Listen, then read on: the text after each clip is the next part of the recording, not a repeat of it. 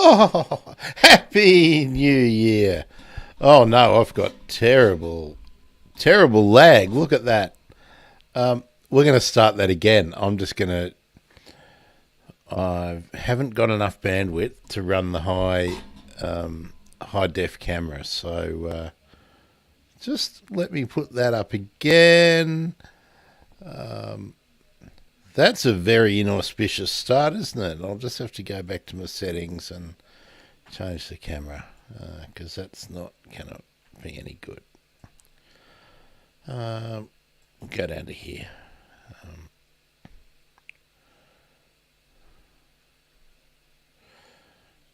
All right, that looks better.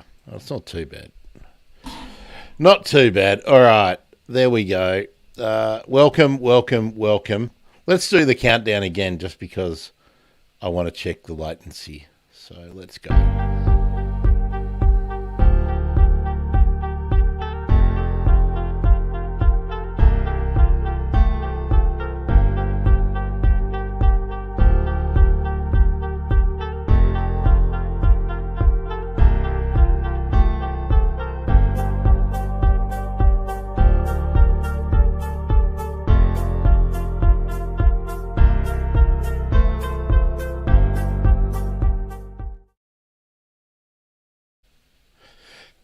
Happy New Year. Good riddance. And well done. I'm Grant. I'm a bird nerd. I'm I'm frozen on the screen, so I hope it's coming through all right with the sound. Deb, thanks comment that the bandwidth is bad everywhere. It wasn't like this afternoon. Maybe I'm going to have to drop the camera down one more. Let's see if that makes a difference. Oh, that's going to look awful though. No, that's not helping at all. That is terrible. Sounds okay. Okay. Am I moving on the screen for you guys? Because I can't see me moving at all, but I guess that doesn't really matter. I'm just checking. Okay. All right. We're streaming to Twitter tonight as well for the first time for a while. But I don't think we've got any Twitters here, so I don't know what's happening. Yeah, that's terrible. I wonder. Now I can leave the stream, and I nearly moved. Gee, this is bad. But I'm not getting a little warning. I usually get a warning telling me so. Anyway, let's not worry about that. I'm going to play you a clip, and for me, this is the best thing that happened all year. Now, hopefully it will play. It won't be too laggy, and you'll be able to enjoy it before we start having a bit of fun. And Deb, good to see you here. I've got a bunch of more photos that people have said I can use, but let's get into this because I'm loving it. All right, that's happening.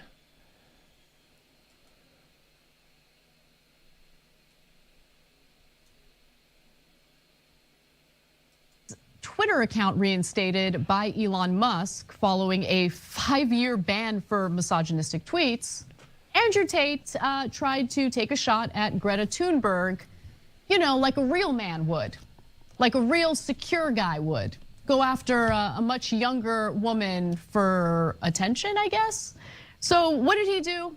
Well, he got embarrassed after Thunberg had a fantastic dunk in response to him. But here's how it all started. In an effort to essentially get her attention, Andrew Tate bragged about his alleged cars on Twitter. I don't believe anything this guy says, but let's just assume, let's take him at face value. He owns these vehicles. Hello, Greta Thunberg. I have 33 cars. My Bugatti has an 8-liter quad turbo. My 2 Ferrari 812, whatever, I don't even understand what these things are, okay? Because I don't care. It's like none of this is impressive to me. This is just the start. Please provide your email address so I can send a complete list of my car collection and their respective enormous emissions. Now, I'm sure everyone knows at this point, but just in case, Greta Thunberg became a massive international public figure because of the work she does in trying to combat climate change, trying to raise awareness about the reality of the climate emergency. She's incredible. She's a strong person. And I've got a lot of love for anyone who's as strong as she is. And so she was not impressed, as I think most normal people are. And she had a comeback that I think was fantastic. Now, we had to censor it, unfortunately. But she writes, bummed about that. I know. I think I'm more bummed about that than anything. She writes, yes, please do enlighten me. Email me at smallenergy, you guys can fill in the blank, at getalife.com. And the best part was Tate's reaction to that, which was simply, how dare you? No, but Andrew, everyone's thinking it. You know that, right? Like when you feel the need to brag about your alleged luxury cars, anyone with 2 brain cells to rub together thinks, oh, he's struggling down there a little bit. I just noticed how good the screen looks at the moment. Sad boy. And there's me in the inset. Now, I could see that running well. So was that good enough? Did you hear that well? Yes, Naomi. Let's pop this up.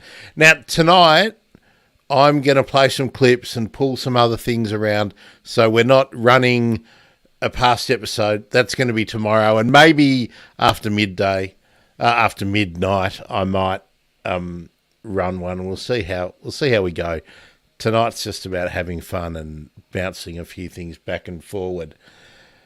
Now, I want to play a bit more of this clip because they just rag on Andrew Tate, and we might discuss this a little bit because it's not birdie, it's not conservation, blah, blah, blah, but it does highlight what I reckon is half of the problem in why we're not getting anywhere.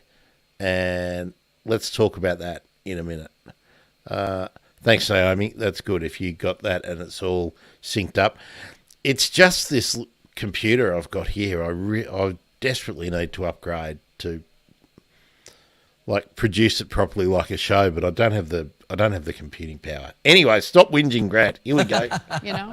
100, and this is maybe the greatest own in internet history. This reply is just so great, and especially coming from Greta Thunberg, who you do not expect to see that from. This kind of aggressive roast battle level slam. It is just so good. Next level good. For her to come back, enlighten me at smalldenergy@getalife.com. I mean, just perfection. And he can't reply.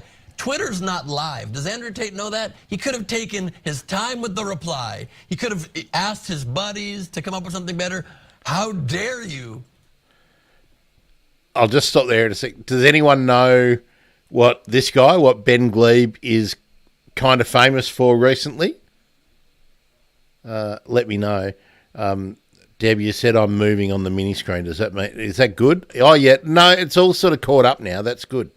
I think it's back. I don't know why it was awful before. No, that's good. So does anyone know why Ben Glebe did his own mega own recently?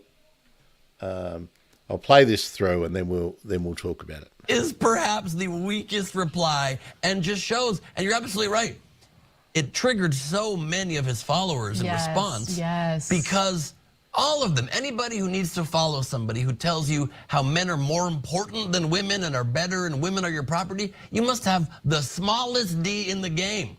You are in need of pills, help, pumps. Let's see if we can get a fund going. Pumps? I don't know. Apparently that's a thing. There are pumps? What do the pumps do? It's supposed to enlarge people. I don't know. I would never toy with it, pun intended. But you need help. They need to do something because these are very inadequate men who need something to try to change the game for them because they're lacking in the department they wish they weren't.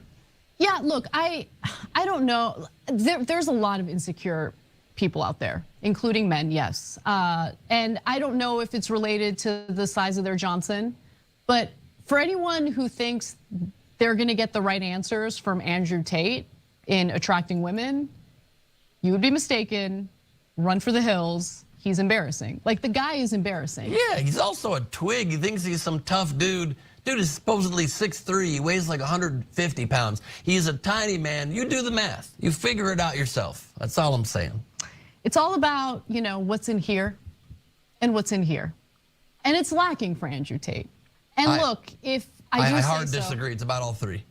Yeah, I mean, look, I try really hard not to insult the way people look. But with Andrew Tate, I mean, it's a house of cards. His whole shtick is a house of cards. He looks like Pitbull if he were sickly.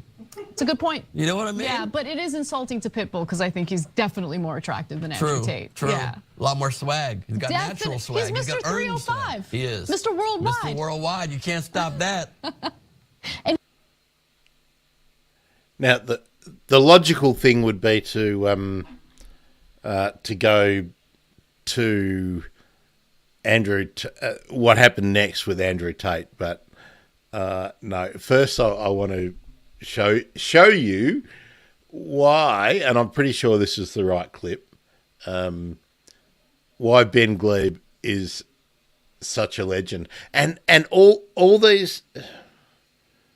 I'm getting right off the whole conservation thing, but how are these dudes like Andrew Tate garnering followings in the absolute millions and earning all this insane money, where we've got people making such a difference, real, in my view, real conservation heroes, people making real impact to the planet, can't get enough money, and we can't even put enough money into recycling soft plastics when people all over the country are trying to make an effort and we can't make it happen. But these bozos have got piles of money, which brings me to the next bit.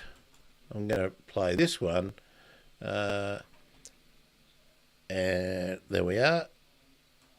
This comedian, Ben Glebe, is it? But he sat down with Charlie Kirk. They had a debate about abortion. I started watching some of this, and, I think Glebe does a pretty good job. This is, if you've been a longtime conservative operative who has all this money that he's, raised ostensibly because he was speaking to college kids, and then he had to sort of move on at one point. You guys might not know Charlie Kirk, but a little bit better. He's one of the main I'm not trying to take anything media away figures from for the Glebe. There's some Republicans things that I would have in the approached US. differently than he did. But Kirk sort of got embarrassed in a couple of areas.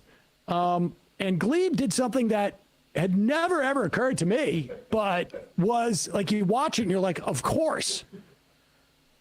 Here is one segment of this debate worth watching.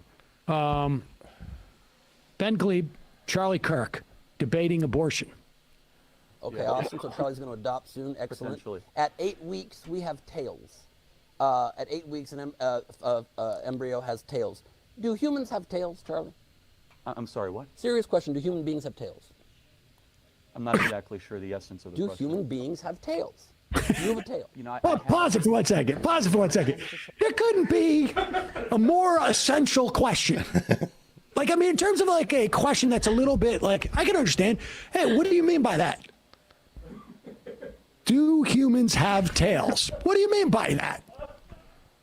Like, maybe I'm going to give Charlie Kirk the benefit of the doubt because he's got his book there and he's obviously feeling like he's in trouble. So he's got to go to his notes. The anatomy section. Listen, I don't think there's anything wrong with that. But the abortion issue, it seems to me, is, I think it's been out there for a while, but whatever. You need to be in your notes. And you look up, and I can see, in the first time you guys says, do human beings need, have tails? You're like, oh, I'm sorry, I was reading. I'm sorry, would you say that again? Human beings have tails. You mean, do they have, their own narratives that they pass on from generation to generation? Is that what you're talking about?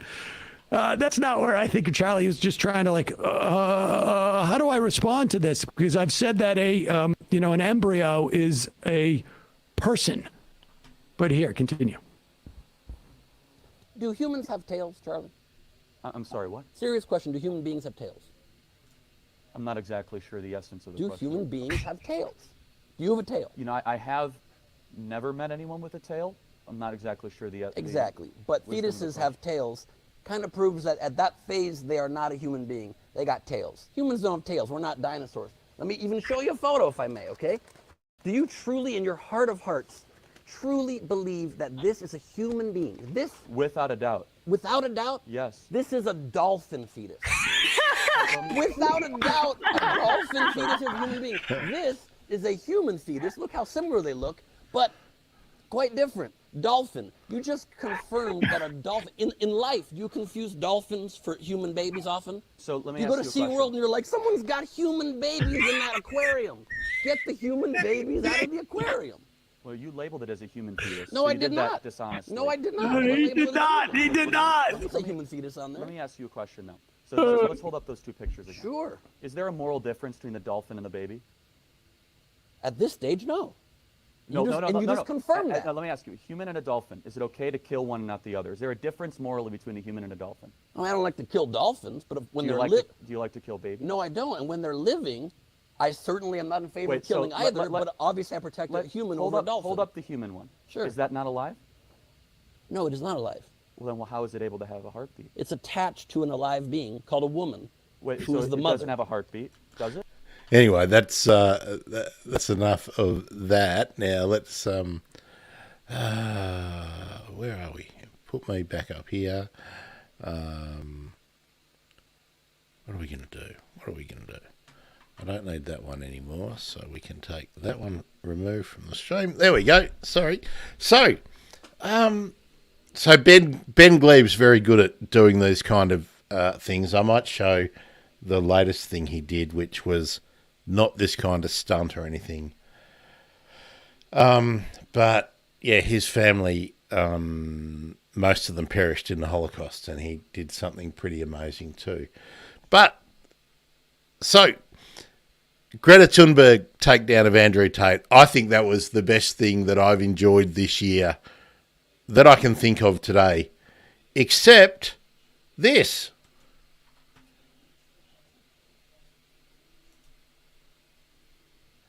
Oh, come on. Oh, sorry, I didn't bring it back into the stream. That was silly of me. That was silly. Wouldn't it be great to have a producer? Let's pull this one back in. Tell me if you know what this is when it goes.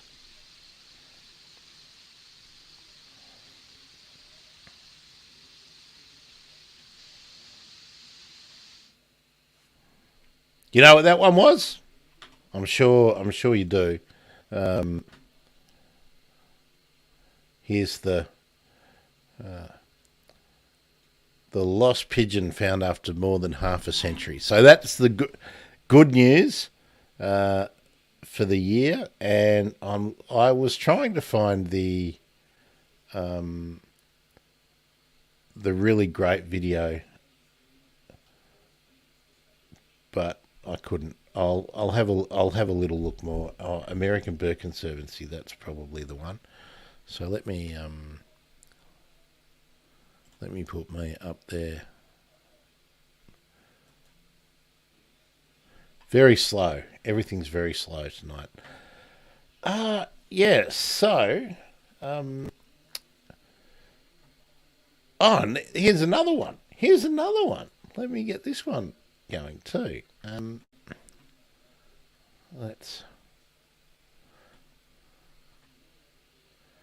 We'll share this tab.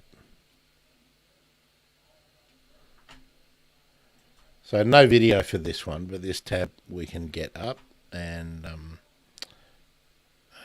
bring it up here, or this one. Here we go. This one.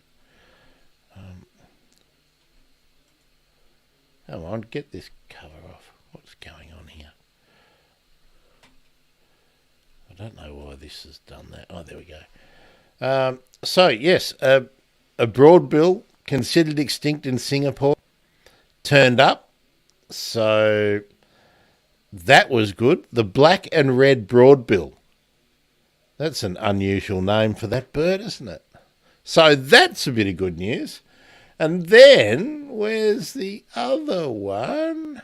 And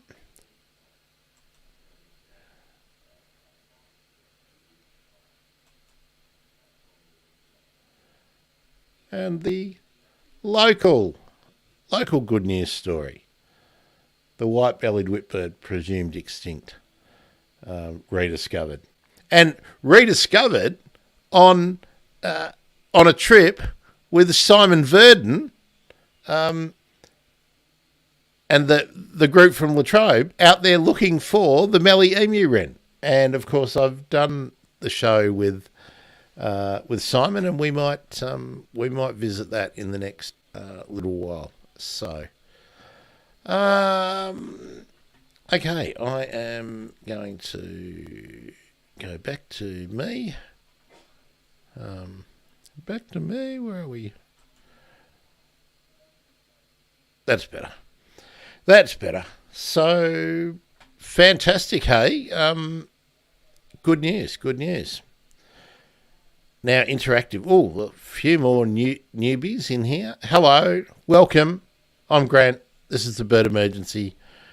We're just going to have a very, very low-key thing. I've got some nice photos to look at in a while. But first, I want to put it to you. To you. Oh, look, I'm not moving again. Sorry. What was the best thing from your point of view? What was the best thing in conservation? Doesn't have to be bird conservation, but what was the best thing in conservation environment that you think happened in 2022? Oh, wait, I'm patient. Well, stop that sharing. I think that's what's causing the... Yeah, I think that is what's causing the thing. So, yeah, tell me.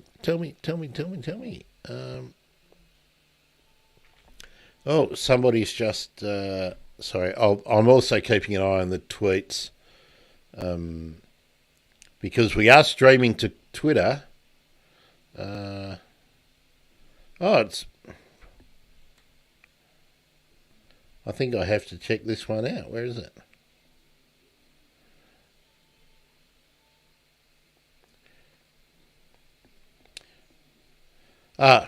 Sean Dooley's just tweeted, Grant from Bird Emergency kind of stole my thunder by doing this daily, but throwing out my traditional New Year's first bird, last bird challenge. So far, my last bird for 2022 was Gang Gang, which was cool, but a red wattlebird just flew past. Let's also take up Sean's thing. I'll actually reply to him. Now I'll just tell him, Sean, we are now discussing you live.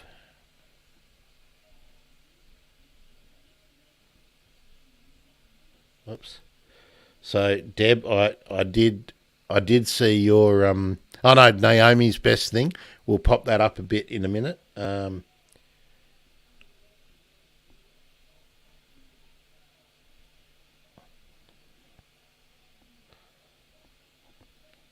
So first bird, last bird.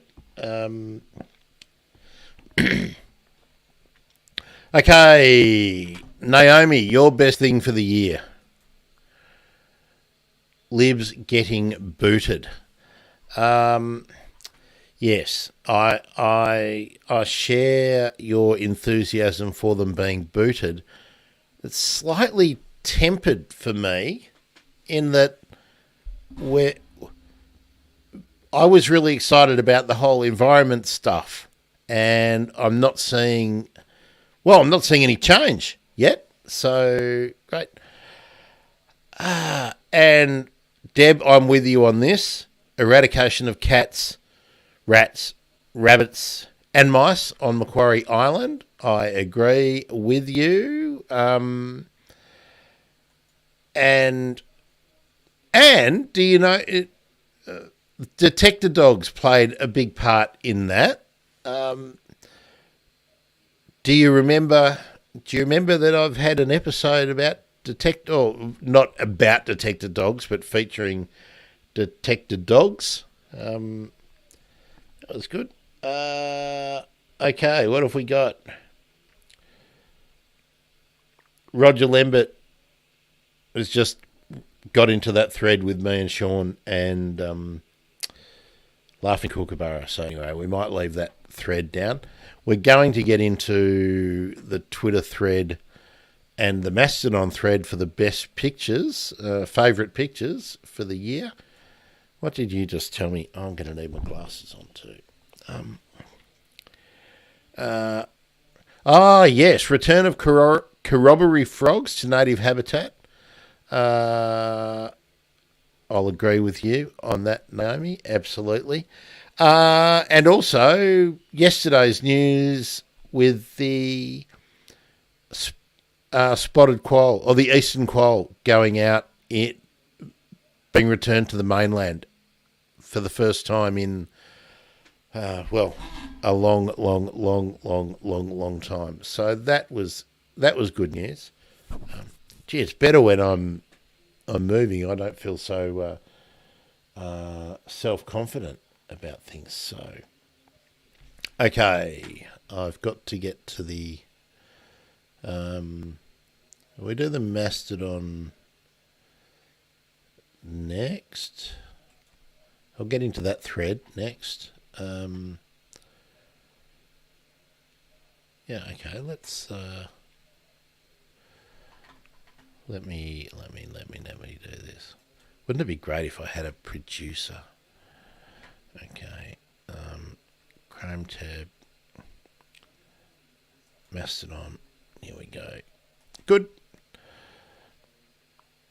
And come on, share. There we are.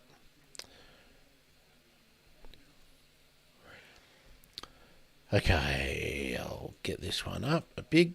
So we'll have a look at these. Now, Rectus. Rectus at People Making Games. That's his server. I'm not sure which variety of tit. Oh, baby great tit. Here we are.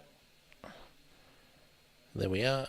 Fledgling. This is his favourite picks for the day. And there we are. Nestbox camera. Family of 4 great tits in their nest seen from above in infrared light. So I'll head down this thread because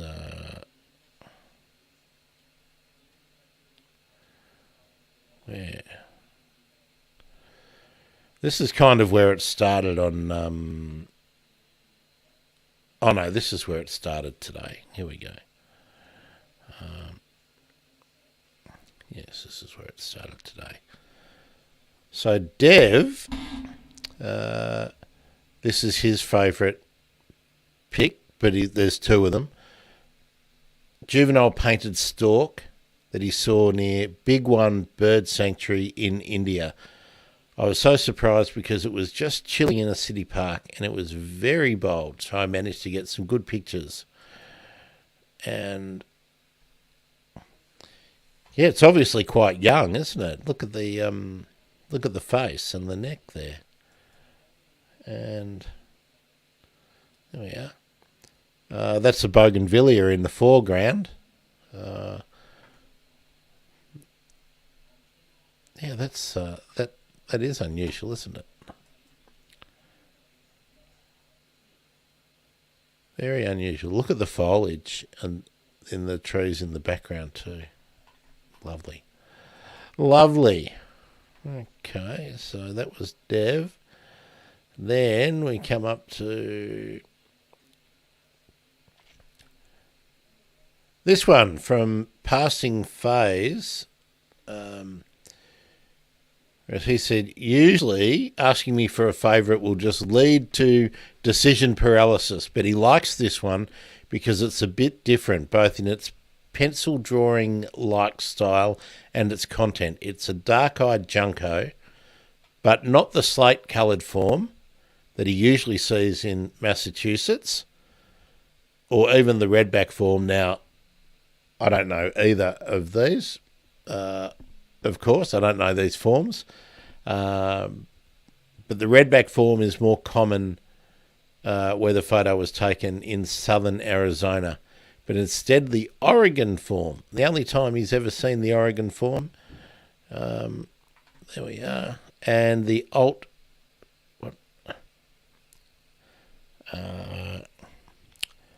what's his alt text here saying? I'll just read that out. In a photo that looks somewhat like a coloured pencil drawing, a little brown-backed songbird sits with its back to us, wings neatly folded on a twisted, heavily textured branch. Its black head is turned to look over its shoulder at us with an expression of mild, unworried interest. I've really got to fix that, my alt text when I'm doing it. I never put that much detail in. I should, shouldn't I? So that's that one. what have we got up coming up next? Now,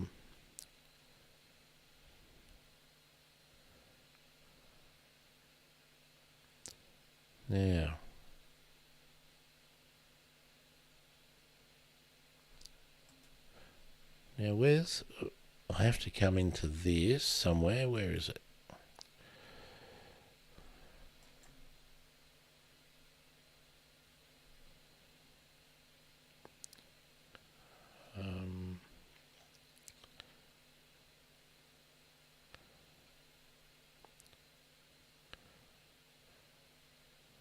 I can't find it. There's a hummingbird one. I'll keep looking.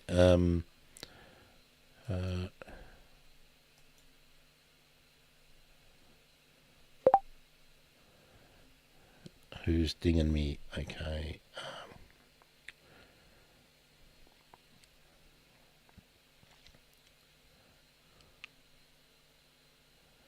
Oh, here we go. Here we go. No, not that one. All right, here's a video. We'll open this one up.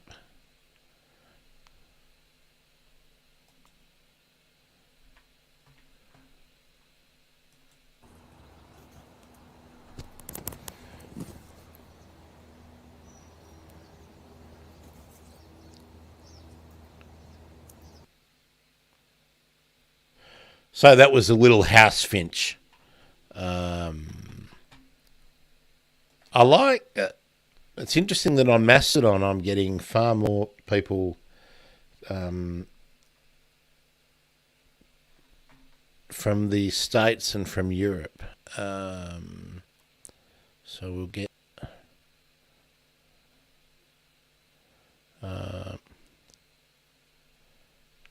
okay. Now, Lauren was the first photography person to reach out to me on Mastodon. So this is her favourite for the year. So on a walk with my dad at a nearby nature trail through a prairie this summer, there were so many grasshoppers flying all around, which I hadn't seen before. The goldenrod was out in full force and everything was so yellow. The whole prairie was just bugs and birds. It was honestly hard to focus on any one area since there was so much going on. Luckily, this warbler decided it wanted to sit for long enough for me to get a picture. I did not know the grasshopper was in the picture until I was editing it, and it has become the favourite.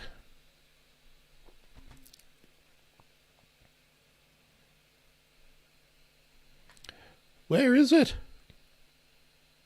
Here it comes.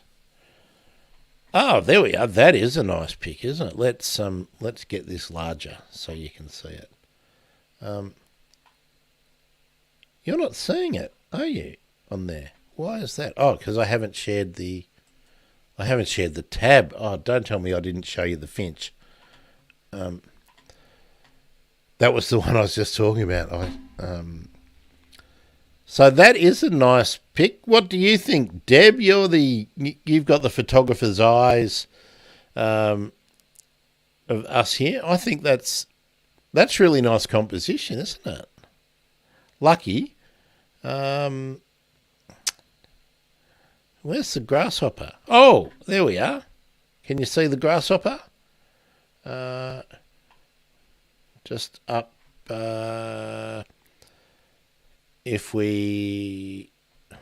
Oh, you can't see that either. Can you see the grasshopper?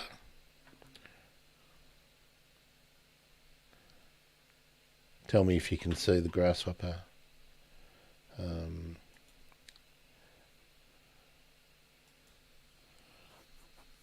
Yes, good. You found it. Well done. Well done, Deb. Okay, now I want to find you the hummingbird one that got sent in today, and then we might talk about talk a bit more about the bird emergency. Where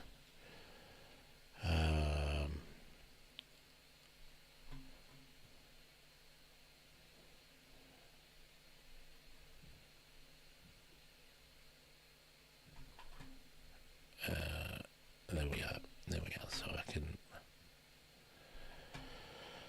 So So I've got to find the.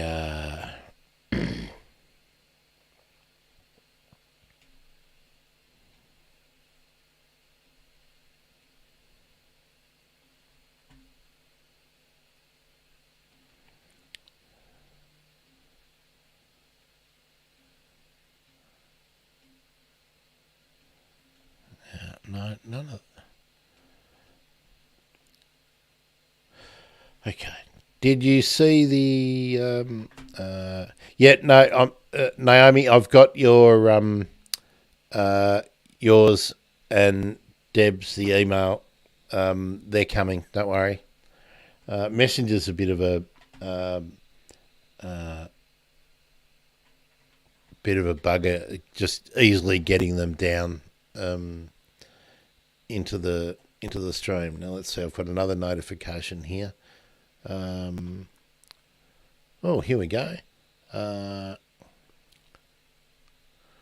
What have we got here? They look like sparrows to me. Let's have a look.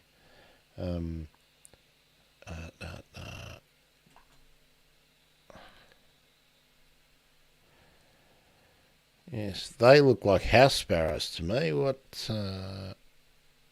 That's the biggest I can. Now I can see that. You can't see the whole thing, can you? That's annoying. Let's get into this tweet. Maybe that will be the difference. Okay. Let's share this tab. Oh, I keep forgetting to share the tabs when I change it. Now, do you get to see it big? No, it's not that big, is it? But there. So that's the last pick of the year by the look of it. I can't see them close enough to even be sure that they're sparrows. Okay, there we are. Thank you. I've just got your message there, Naomi. So I just have to work out how to get it onto the computer because it comes into the phone on Messenger usually. So we'll get onto that in a minute. Okay, that looks like all the ones on Mastodon. There is the one about the snow, but I can't find it yet. I'll keep looking. I keep looking.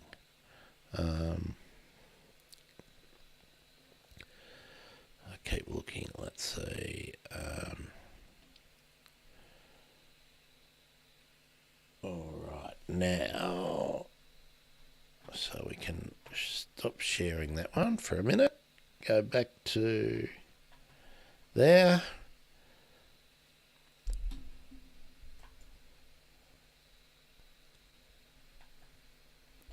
I'll just get into my Twitter.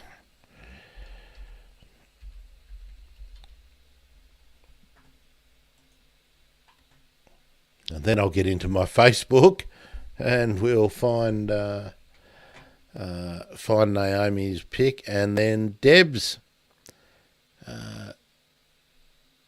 Deb's one. Okay, notifications. And then I want to ask you about the biodiversity offsets and rubbish which is going on. Okay.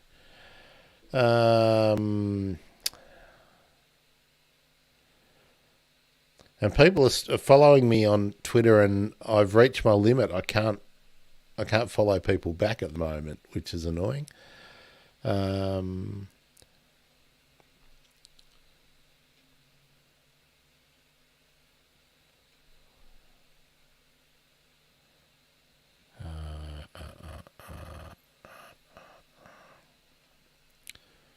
Bear with me while we get through here.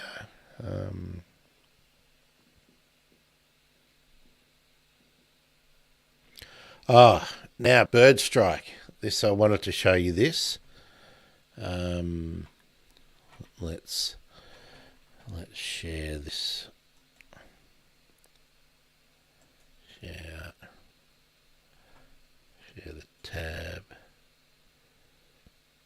Twitter. Okay.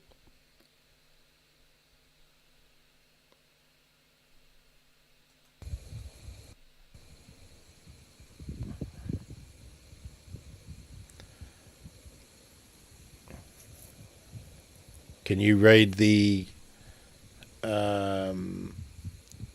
message there? Anyone got experience in looking after these? Badly concussed after flying into a window.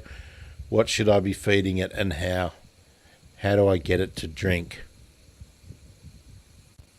I'm not terribly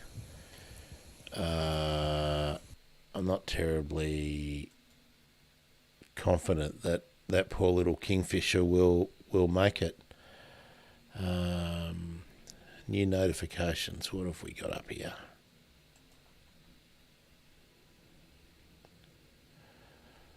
Ah, yes. This is a beauty, isn't it? The hooded merganser. Henry, nice one. Very nice. Got another notification here. What else have we got? Another one.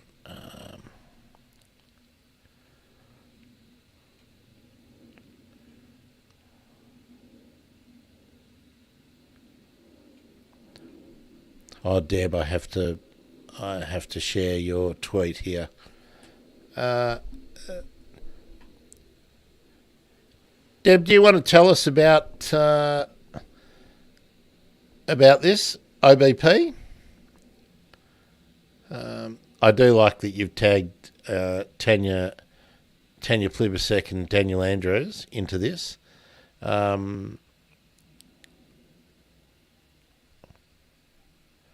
So, Deb, just give us a brief rundown on this.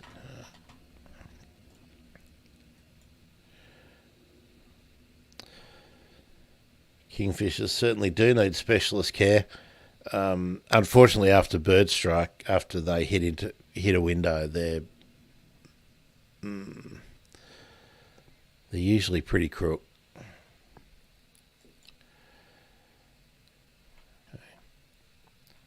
So we might move on, Deb, but we'll wait for you to tell us about the orange bellieds.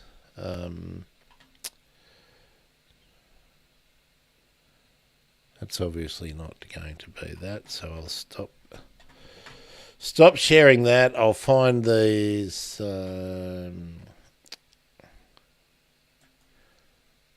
We've got a whistler to do, haven't we, Deb, as well? So let's.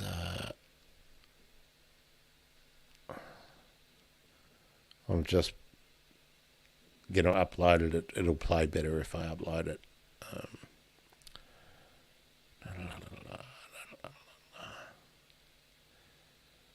Opening up my email, I wonder how many international lotteries I've won.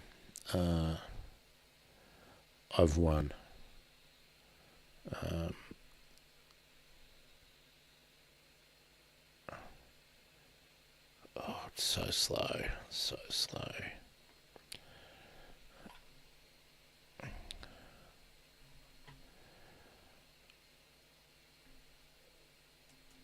All right, I'm just downloading these ones now, Deb.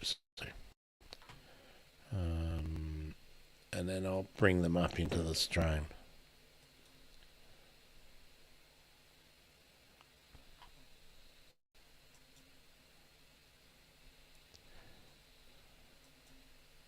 Did you send me the Whistler?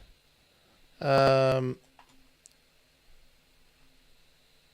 the email, or is that just in Twitter?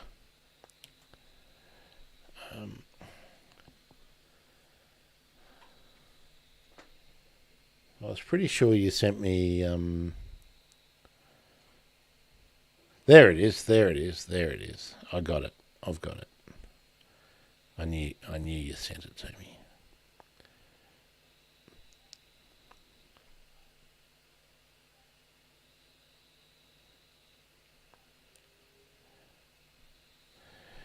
Yes, Deb, I did get your email. I've just downloaded everything. Now I've got to upload them into here, but that doesn't take too long, and then we can go through that. And we'll talk about video clip first. Let's do the Whistler first, 'cause I really like that one.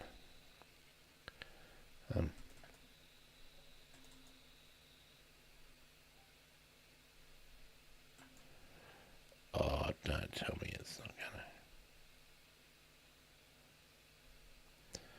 Oh, because it's an M4A, not an M.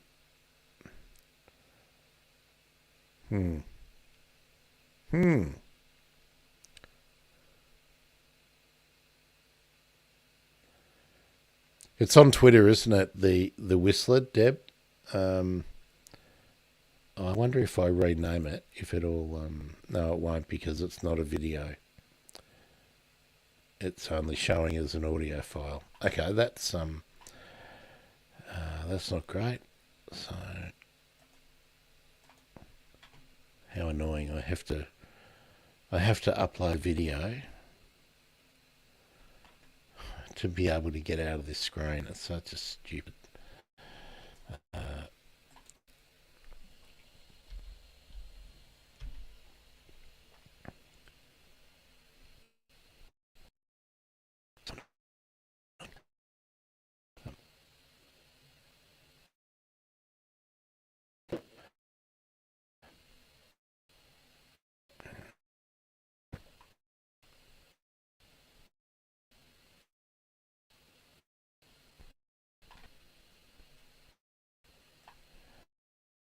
Sorry for this, folks.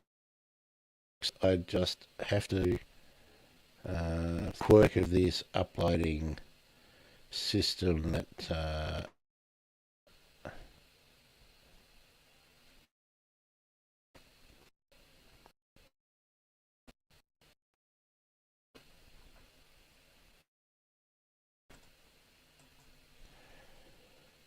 oh, come on.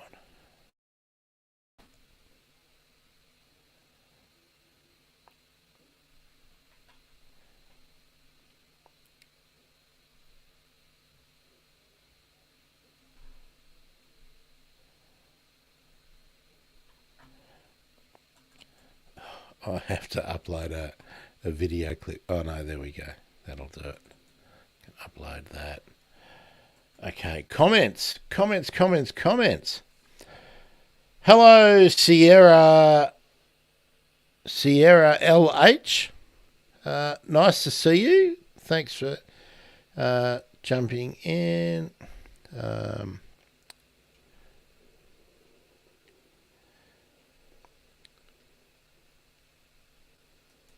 Thanks, Deb. That would be great if you can email it. But it's, I think the problem with it is, Sierra, you can tell us your favourite bird, and then we're going to leave the favourite bird bit till down the track when I get into the survey that we that I did with past guests. Now, did you just send me something, Deb? Let's let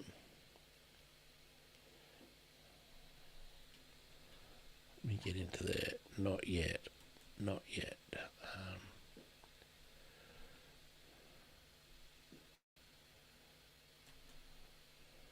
Oh dear, I've won a lot of important things and got so many opportunities according to my mail. I'll just check the spam because it hasn't shown up yet. Nothing's shown up yet.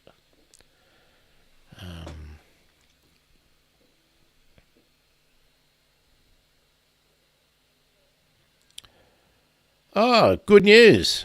I would like to inform you that your fund transfer has been approved and rescheduled to be released through Canadian Bank. Oh, that's fantastic. What else have I got here?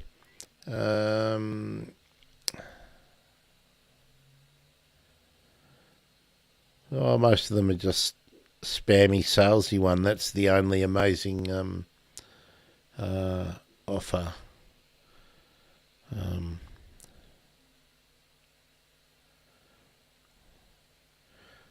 Yes, they're all spammy ones, and no misdirected things from anyone. Okay, that hasn't come up. Yeah, Deb, that's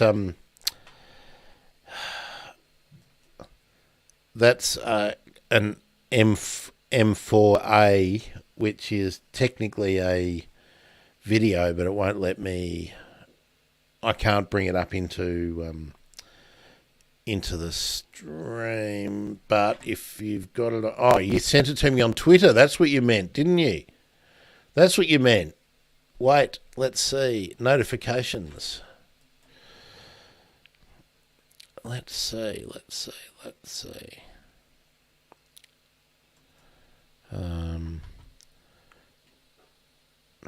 Oh, here we go. No, the email's just come through. Thanks, Deb.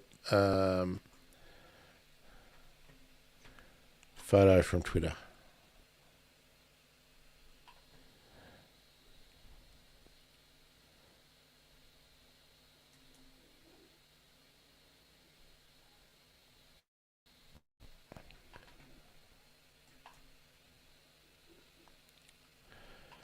Okay.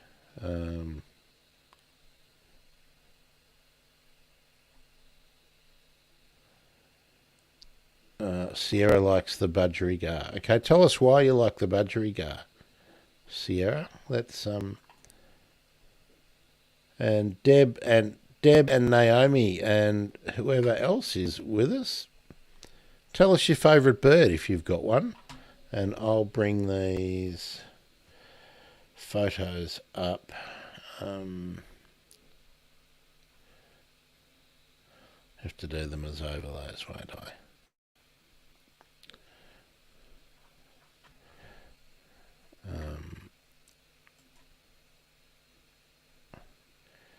Okay, 1, 2, 3, 4. Okay, they're coming up. That's good. And let's see if we can have another crack at this video.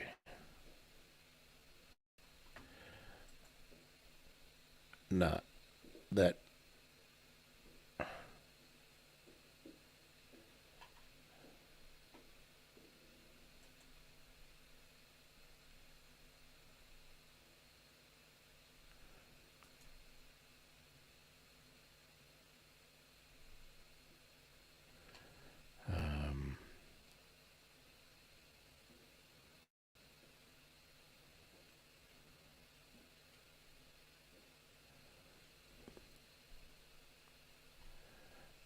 Luckily, I can bring that one up as well. Okay.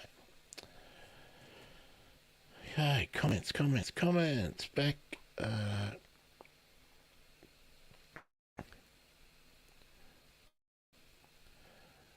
Right. Oh, Naomi, you told us this the other day, didn't you? Your favourite bird, Rose Robin.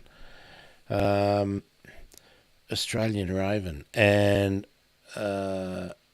wedge-tailed eagle for the big ones. Okay, they're all pretty cool, I would say. Thank you, Deb. Okay. All right, we'll get there now.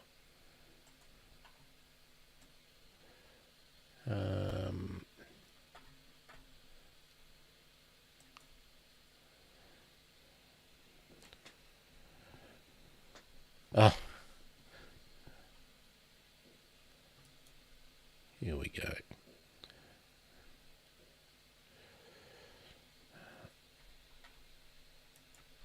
Okay. Ben Cordis is, here we go. Let's share this. That's going to be the easiest way to do it. Oh, this.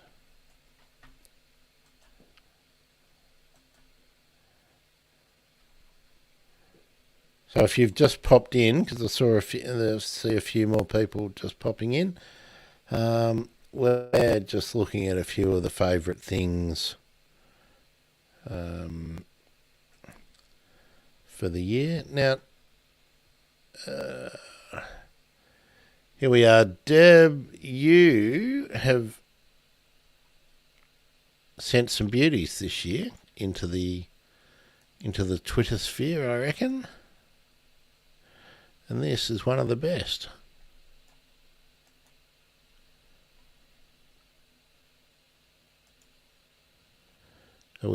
I'm not hearing it. Let's go.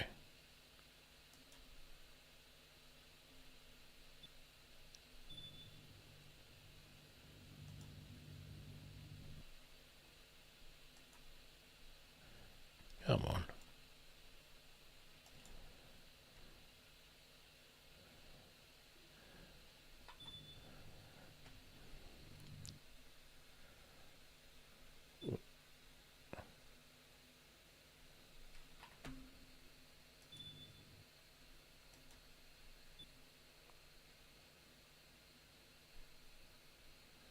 Oh, everything's laggy, isn't it? Is that loud enough for you? That's as loud as I can get out of that. Interesting that it's sitting there in your they Dracaenas there, Deb. Beautiful bird, the olive whistler. There we are. Look at him. Or the thickhead, as we say. Used to be my favourite bird, actually. Many years ago.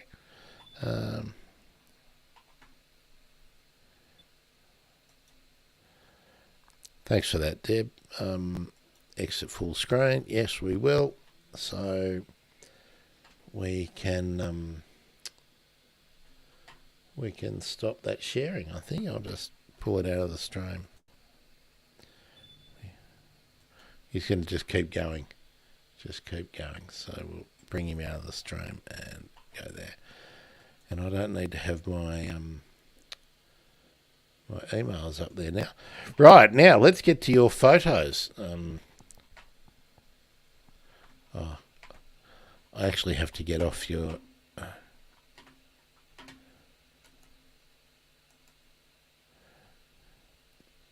Sorry, you probably can't hear it. It just keeps singing in my ear, the whistler. Okay, pictures. Your pictures now, Deb. Oh, and I've got those other...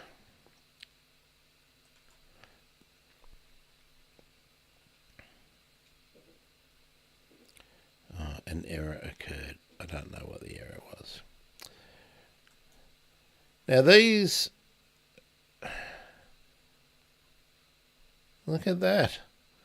You can't really mistake that from anything else if you are familiar with your little Australian parrots. Obviously, to my eyes, a young bird because of the coloration on the head or lack of coloration on the head. That one's an older bird. You can see the orange belly there. No jungle. And there's your trio there, Deb. That was such a good get. Now, I know you don't want to tell us sort of exactly where they are, but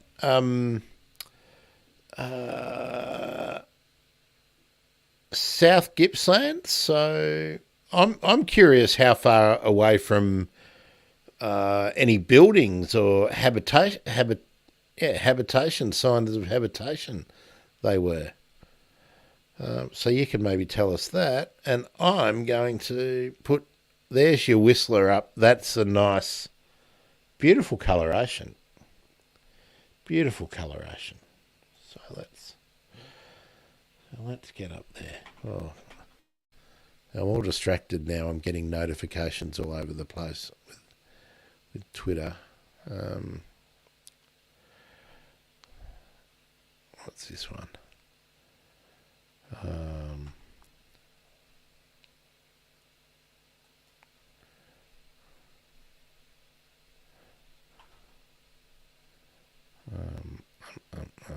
Okay. I'll get this one ready too.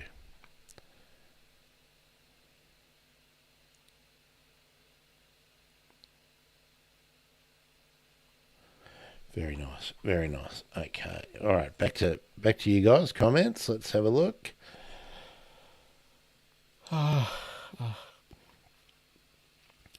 Anderson Inlet, yeah, beautiful. One of the places I used to go look for them. 15 years ago, I guess. Yeah, and not far from people. That's great. That's great. I'm going to bring this one up. These are some pics that I liked a lot today. Here we are. Oh, it's so slow. Come on. Come on.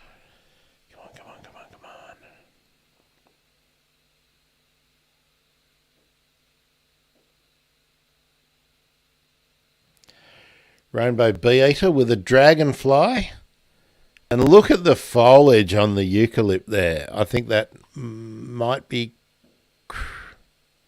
Cruziana, I think would be my guess there. Look how big the dragonfly is compared to the bird. And there we are. Yes. And that's from Georgia Senon, Into Nature, Georgia, Into Nature Photography. Beautiful.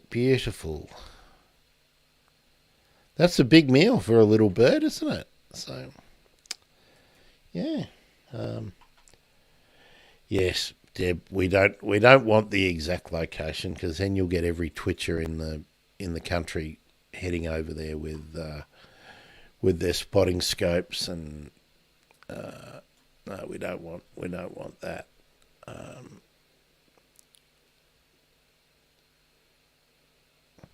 All right, stopping that there.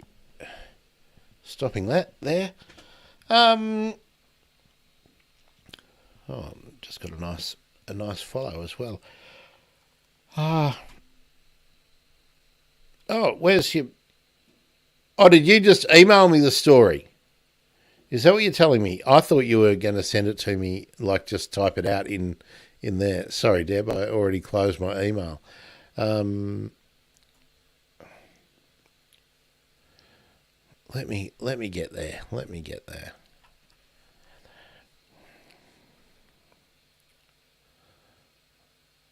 And then I will read it out as soon as I find it.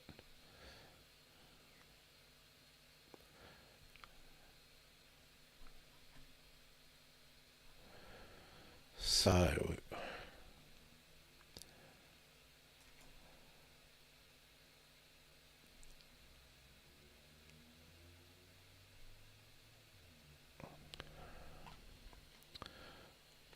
oh, there we go. Of course, sorry. I went straight to the photos. Okay. So those 3 photos of the orange-bellied parrots. This is the story that goes with them. So let me get those photos up again, and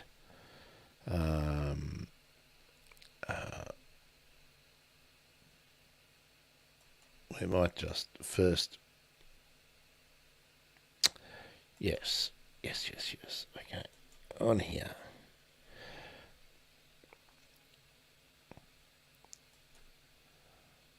Orange-bellied parrot story. Laying in wait to try and get a photo of a shining bronze cuckoo that Deb had spotted previously, Deb was distracted by some squabbling between some wattlebirds and magpies. And doesn't that happen often? I looked up and spotted a small, unfamiliar parrot on a nearby branch. I managed to get a few quick photos before it flew off, making a distinctive buzzing sound. This is the first photo I took of it. There was an intense sunrise that cast the orangey light on it. Yes. And are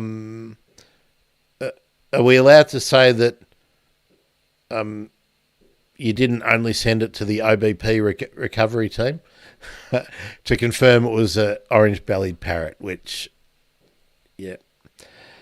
I returned the next morning at dawn, and I was beyond surprised to find 3 OBPs. Every morning for almost 3 weeks at dawn, they were at the same place, hungrily feeding on Cerastium glomeratum, the sticky mouse-ear chickweed, and other seeding grasses, feeding up for their flight back to Melaleuca, because the OBP, orange-bellied parrot, is a migratory parrot. Some trusted birdo friends joined me, though many photos in poor early morning light, we were able to get photos of all the tags to confirm their identity, 2 females and 1 male. So my mic stand's in the way. I was thrilled and privileged to observe them so close for so long.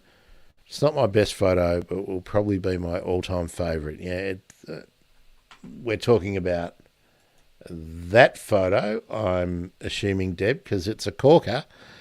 And all those OBPs, those 3 birds,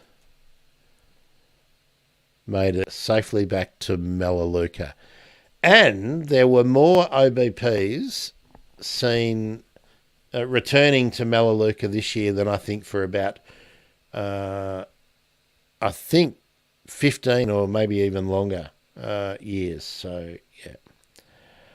So, thanks, Deb. I just went straight to the photos. I didn't even read the whole thing the first time around, so thank you very much for that.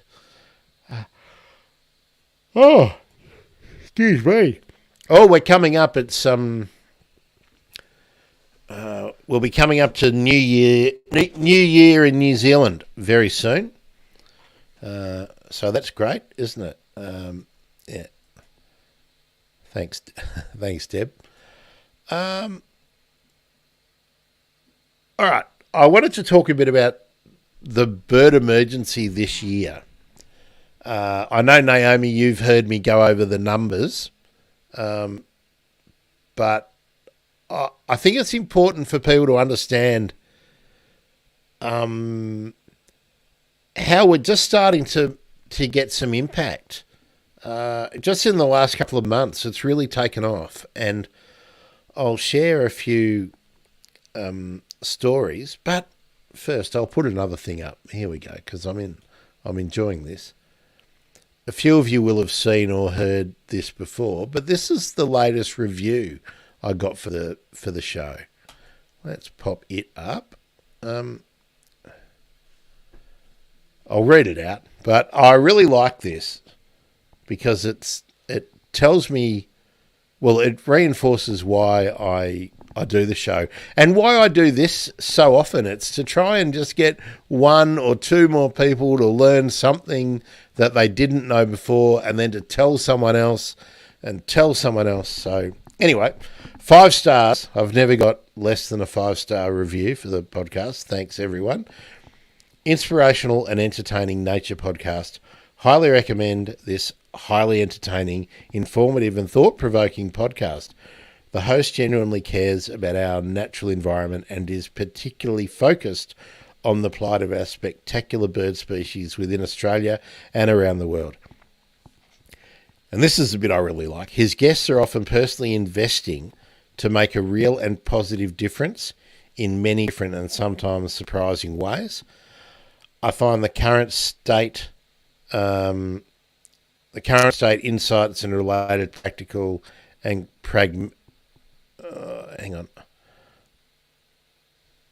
I'm not sure exactly what word was missing there. I find the current state insights and related practical and pragmatic suggestions inspirational and have made he's made some changes in his own life as a result, hoping that the podcast is successful in inspiring lots of people to better love our birds in particular and help to make changes that leave a natural legacy for our children and their children. Great job, Grant. Me, thank you. So I'm really happy about that one because Chris gets it. Chris absolutely gets it. And but he's a bit more hopeful than me. I'm a little bit worried that we're already just going to burn the world up. I saw some really upsetting figures that we've still got government saying we've got 80 years before we're going to get to 1.5. And I saw some things today saying, no, we've got 8 years. And if we don't basically stop everything right now, we can't stop it. So that's pretty bad. So this year, the Bird Emergency, obviously I went much more into streaming and doing nearly all the interviews live, which I wasn't doing before. And you probably can tell in the way the podcasts turn out, because sometimes the editing is a bit less than perfect, but my view is it's better to have them, get them out and move on and do more content rather than spending 10 hours editing something. And well, when I was getting 100 people listening over, maybe 2 months to get 100 people listen, I didn't feel like it was worth it. Not that it wasn't worth producing the content, but it wasn't worth spending so much time editing. But in the last little while, since Mastodon, I'm just going to pull those numbers up. I mean, even yesterday, just pull the stats up. Now, you wouldn't. Well, let's look at September since I've got October. Let's just go to. I'll just put my September stats. And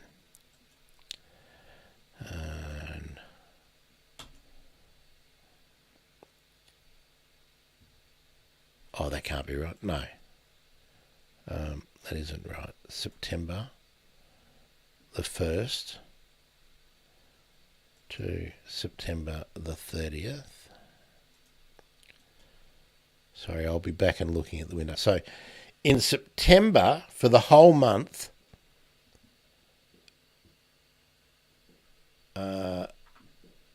so 82 different different episodes were downloaded and listened to. Oh, that's pretty good. So 82, so that's a good selection of nearly all of them. But in the month of September, the episode that got the most was, well, the two most were Rumpuary with Rob Ashworth and Neil Hamilton with the Night Parrot.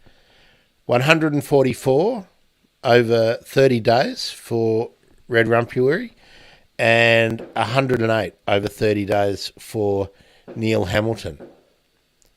So those figures. So 914 downloads in the month. And that's 82 different episodes. Now, if I go to December,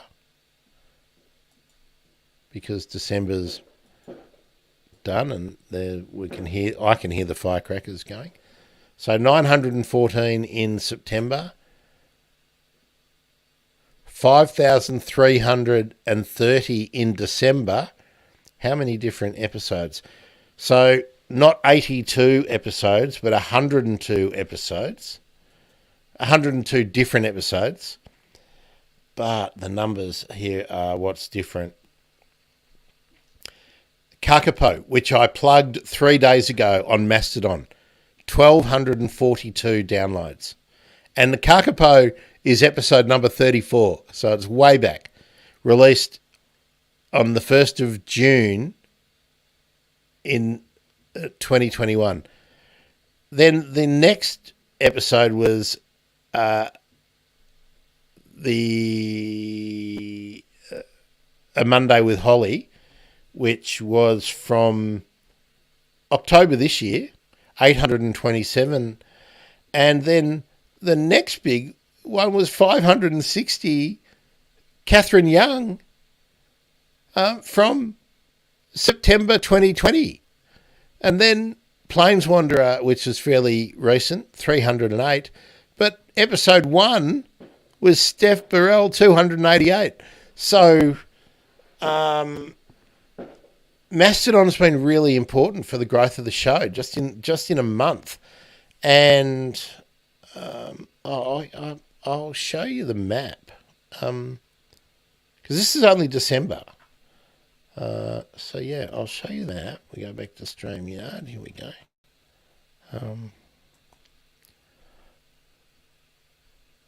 Before I bring it up, I'll do the next comment.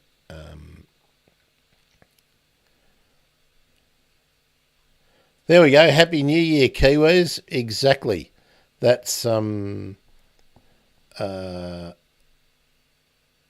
yeah, we're coming up to 10, so they'll be a couple of minutes away, won't they? What did Deb say?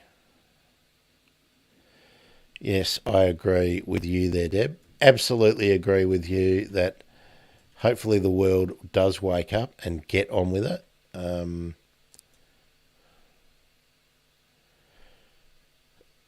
Happy New Year from Naomi.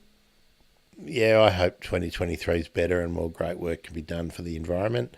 But we haven't got there for us yet. Okay, I'm going to just show you the map, because this is good news for the bird emergency. And this is only talking about the podcast. We're starting to get some things happening in... okay.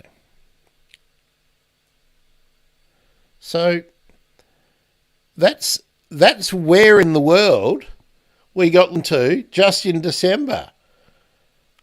Iceland, 3 downloads. America, 1,600. Canada, 145. Brazil, hang on. Guatemala, Costa Rica. Do we get Bahamas? There's sometimes someone from Bahamas. No. Ecuador, Peru, Brazil, Paraguay, Argentina, Uruguay, South Africa, Madagascar. The Kiwis are in on it over there, of course, Australia, Philippines, Thailand, India, Bangladesh, Japan, South Korea. Even the Russians are in on it, only one. Kazakhstan, but look at this, Turkey, Saudi Arabia. What have we got here? Turkey again, Italy, Ukraine. Good on you, Ukraine. Romania. Look at all this. Hungary. Actually, I can probably increase the size of that, can't I? And have a look. And have a look at Central Europe. Look how we're doing in Europe now. Oh, coming a bit. A year ago, there's no way I was getting, in every month, I wasn't getting, look at that, 644 in Spain, 630 in Germany, Netherlands, Belgium, UK. I thought we'd be higher in the UK, Sweden, Norway, Finland, Estonia, Latvia. Anyway, I'm just over the moon. I think I might... I haven't looked at the whole world map for a long time, so let's have a look at that and see how many countries we've got to. If I go, let's go 2020, January the 1st, 2020 to today. Let's see how many countries we get. 28. Oh, we've cracked 28,000. So that's about 400 downloads since we fired up this stream tonight. Look at that. Look at the graph. Look at it's great. So how many countries?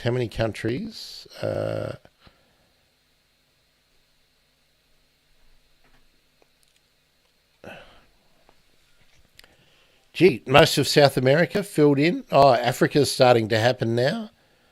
Benin, Morocco. This is great.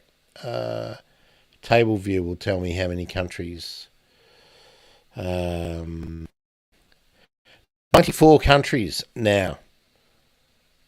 And the top countries, Australia, United States, France, Germany, United Kingdom, India, Finland, Belgium, New Zealand, Canada.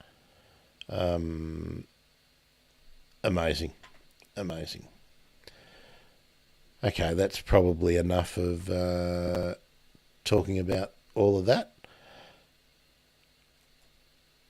There we go. So that's now, Naomi, you're saying well done me, but what I want to say is well done you and well done everyone else. To give you an idea with YouTube, I think it's about probably 4 months that I've been doing First Seen and Heard. Oh, we'll talk about that too in a minute. And I think when I started doing First Seen and Heard, I think I had about 80 subscribers, and I think we're kicking up over, I don't even know what it is now, but everything's growing. And First Seen and Heard, I think it annoys a lot of people that it goes out in the in their feed every morning, but you know, I'm pretty sure you, Deb, and Naomi understand why I'm doing First Seen and Heard. But who have we got in the? Well, we've got Twitch. Let's see. So it's still you, Sierra, and Sierra is talking about budgerigars. We'll talk about favourite birds in a while. Oh no, it's Limit Ul XX. How are you? How's it going? It's going good. I love it when Twitch is in the house. First Seen and Heard. Can I call you Limitless? Can I do that? Because I'm not as good with Twitch handles as Hassan or anyone like that. Do you know about First Seen and Heard? What I do each morning? Unless you're consuming so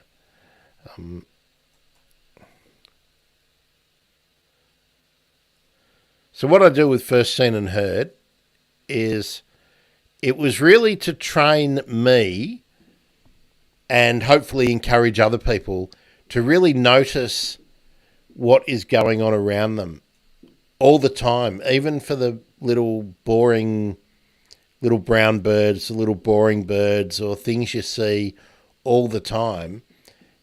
I'm now noticing things that I really didn't notice before. This morning I was able to just in an instant, without really needing to have a second look, tell the difference between a female tree sparrow and a female house sparrow. Usually if I was walking shadow, 6 months ago, a year ago, 2 years ago, I would have just gone female sparrow and not, but I'm much sharper now. Now I notice crested pigeons, adults. Are they maybe first year adults? Are they much younger? I just notice things. So the idea of First Seen and Heard is to tune in to the very first bird call I hear, and usually I hear it while I'm in bed and while I have the radio on and I'm listening to some doco or a podcast or the news or something. Usually about 4:30 to 5 o'clock I'll hear the first bird. And then I take Shadow out for a walk as soon as it's not pitch black, and I report on the first bird that I've seen. Then I come back and I do a different piece for Mastodon, for Twitter, for Facebook and Facebook and Instagram get the same reel, and I do a short for YouTube. So I just do that, and I think people are finding the channel because the short is turning up. I really should put some more time into making some different shorts. Like, for instance, I've been thinking, what's going to be the next Australian bird to go extinct? People don't like to do those kind of things, but I think we need to think about it, because it's going to happen. How long until a koala is extinct in the wild? I don't know. Can't all be good news. Well, it can be if we actually take action. That's really the point, isn't it? That could all be good news. So limit looks. What brought you in too? I'm interested because I can't, for Twitch, it just says just chatting, doesn't it? It doesn't matter how detailed I write the description because we're multi-streaming to the 3 platforms. Actually 4. We're also going to Twitter at the moment, but I don't know how that works anymore. But apparently we're streaming to Twitter as well. What got you into the Bird of Mercy, or Grant the Bird Nerd is what I am on Twitch. I'm just seeing if I can find on Twitter where we're streaming. The internet's slow here. Let's see. So if I go to home, do I get... Does Twitter Spaces happen on the desktop? I can't see anything yet. Maybe I have to look on the phone, do I?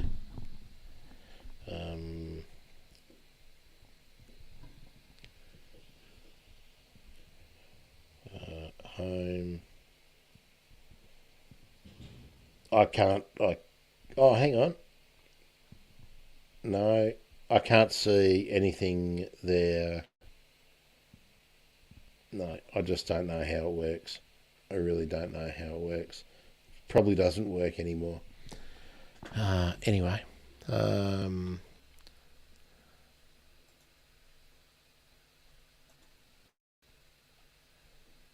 right, I'm going to ask you all another question. Since we didn't get an answer there. I know Naomi and Deb will give me an honest bit of feedback. What's been your favourite episode this year?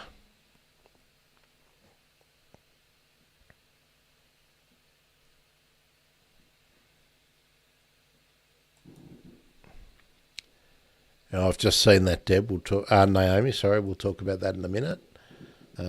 Just seeing, I've got a lot more notifications. I'm just seeing what it is.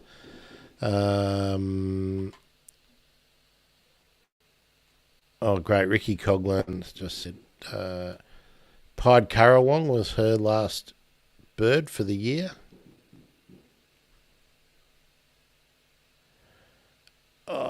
And somebody said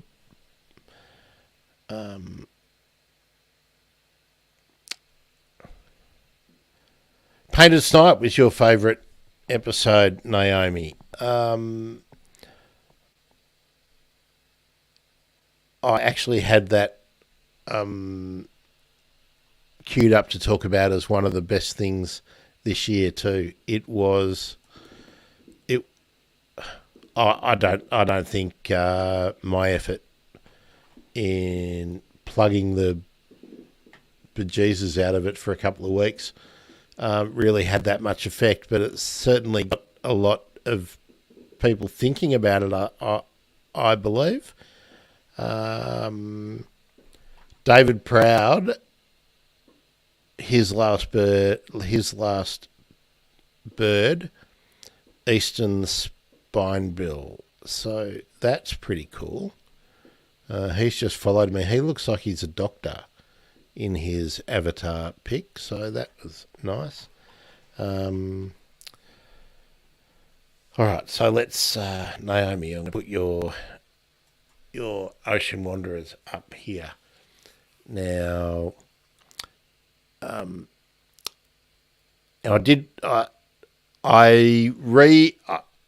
promoted the Hook Pod episode about seabirds and bycatch in the last couple of days. I think yesterday or the day before.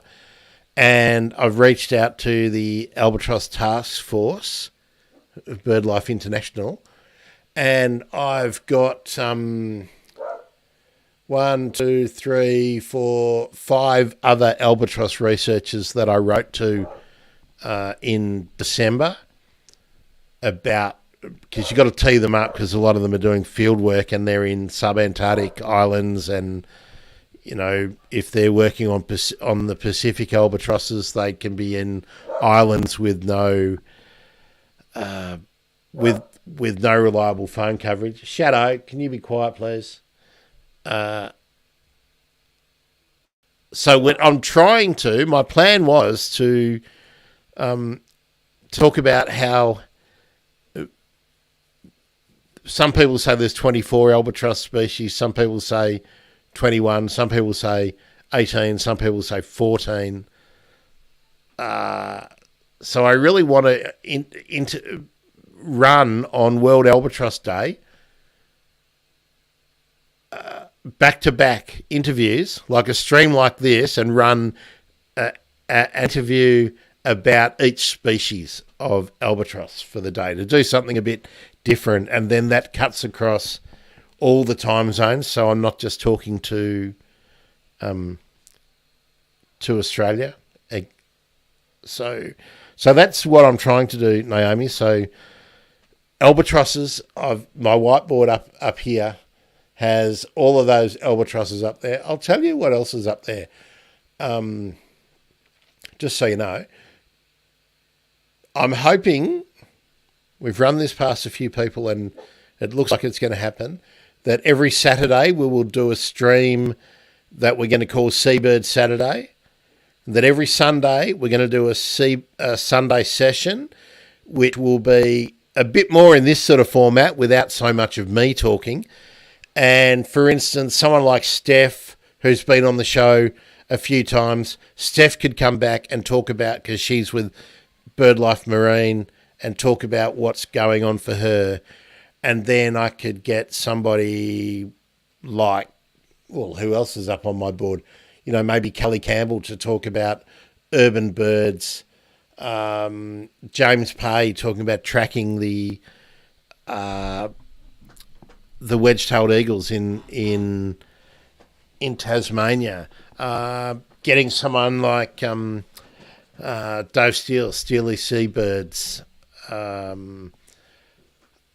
Just not to talk about anything in particular, and not to do a standard bird emergency podcast interview, but to talk more about issues. Maybe bird flu, avian influenza, especially for seabirds, is something we need to talk about.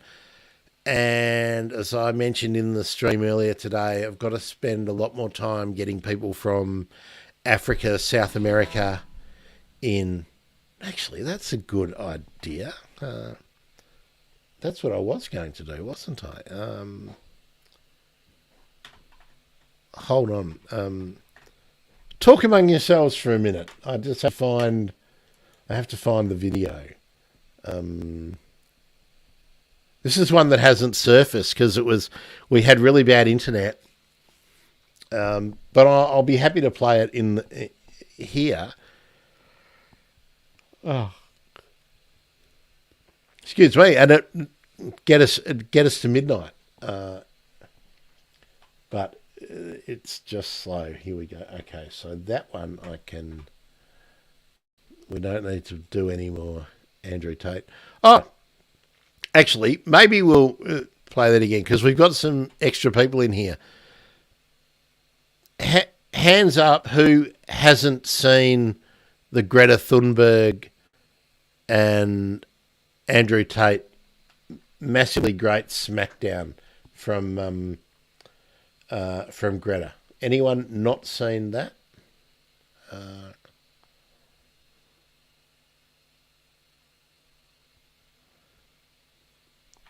Naomi, yes. I'll put this one up too. That episode today with the cats was, feral cats, was great, wasn't it? Really great. We've got to catch up with Judy again, and we'll keep on cats. And also Naomi too about the albatrosses.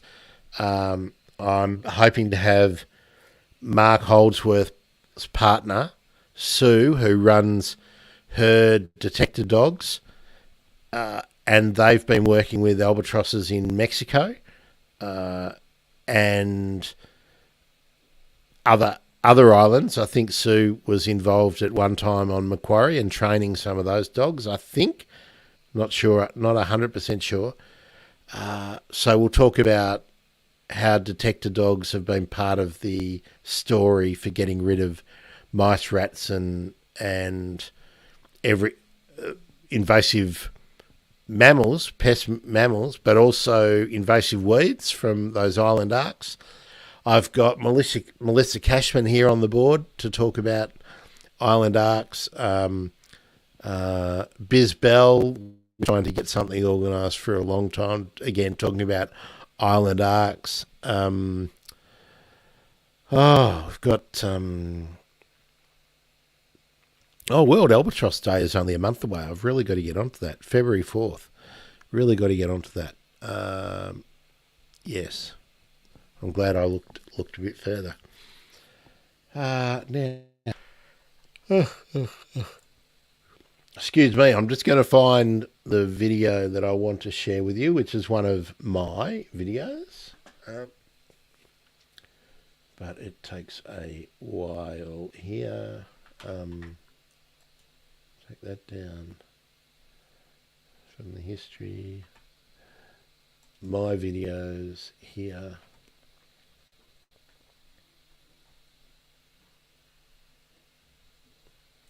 This will just take a minute or two because of the speed of, I don't know if the speed of my computer or the speed of the internet.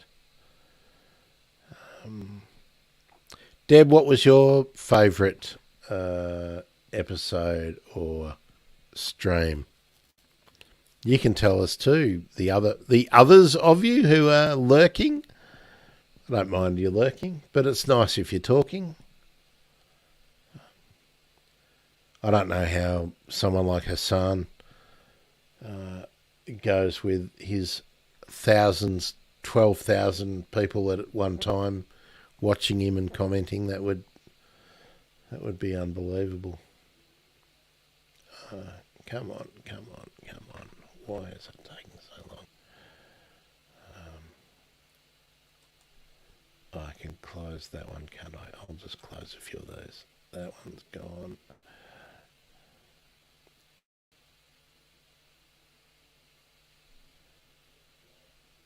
Close that one.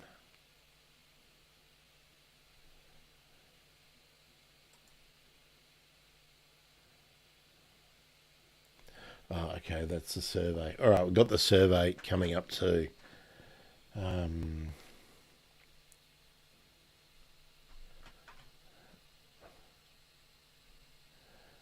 Live. Yeah, some of the first seen and heard shorts do really well, and some of them just sink without a trace.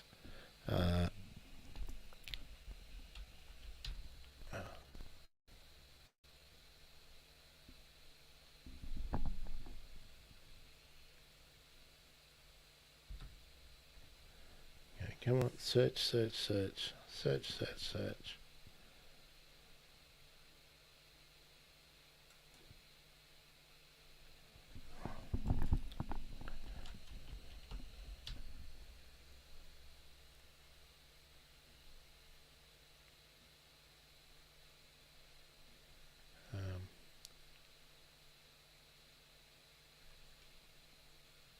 No, that's not what I want. Oh, why is it doing that?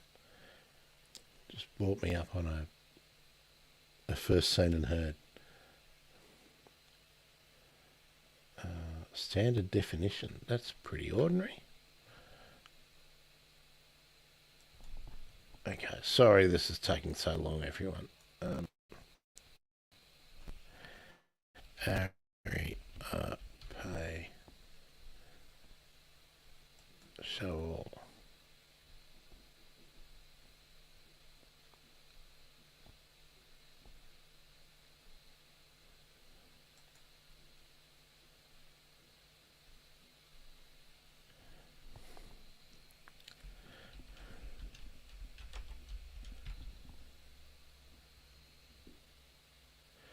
Ah, there. Good.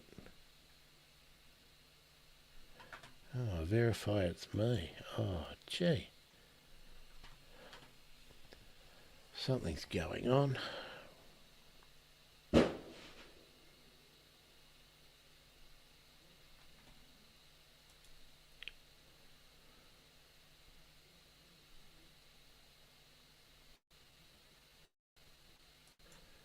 Someone trying to hack me, is that what's going on?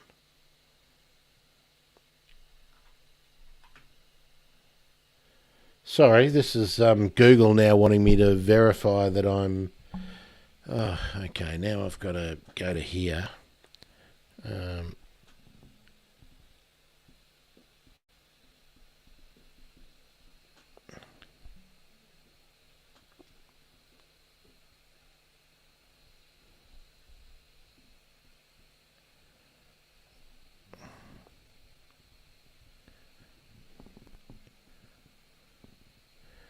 What I've got to do, open the Gmail app.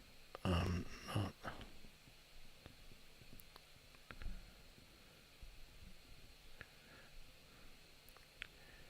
Yes, it's me. Okay, thank you.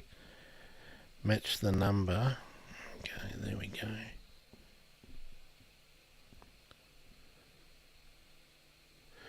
Oh, what a... Well, I'm glad it keeps it safe, but I don't know why it is doing that. Because I'm trying to search my own videos. Okay.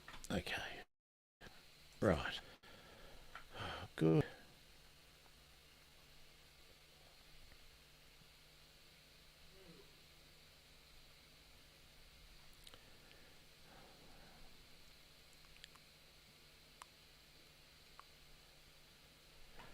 There's the video link.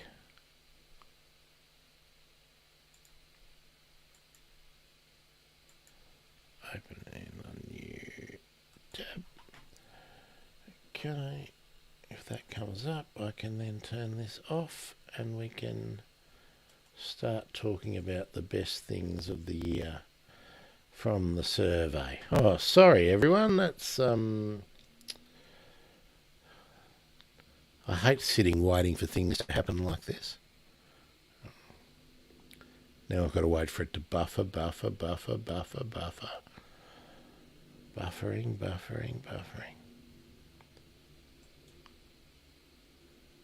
There we go. Oh, gee.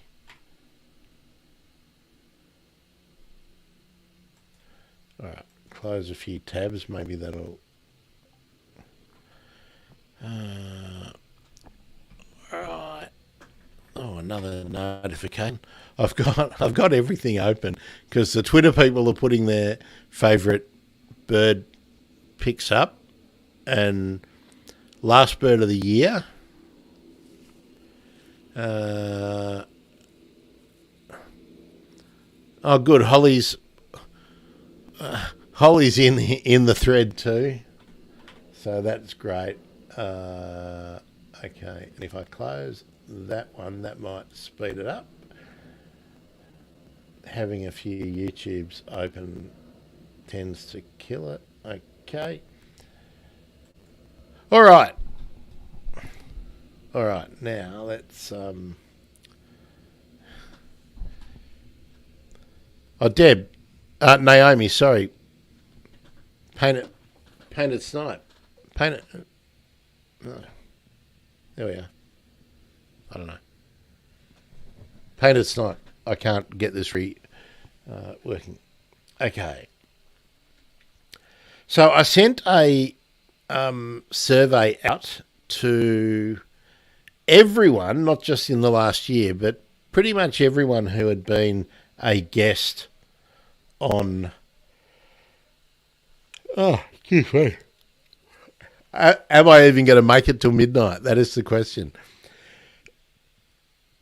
So I'd sent the survey out to just about everybody who'd been a guest on the bird emergency over the whole time, be it just on the podcast or on the podcast and the live streams. So out of about 100 odd, I got 12 back. 17 people tried to do the. So that was getting towards 20%, which I guess was pretty good when a lot of people had already finished for the year. But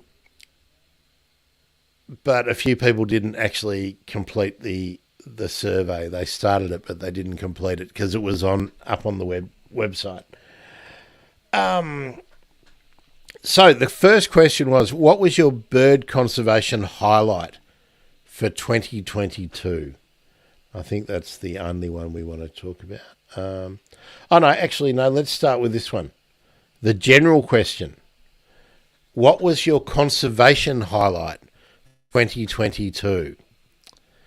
So we've got 12 answers here, and I can tell you who a few of these people are. So the first one was successful restoration projects actually happening.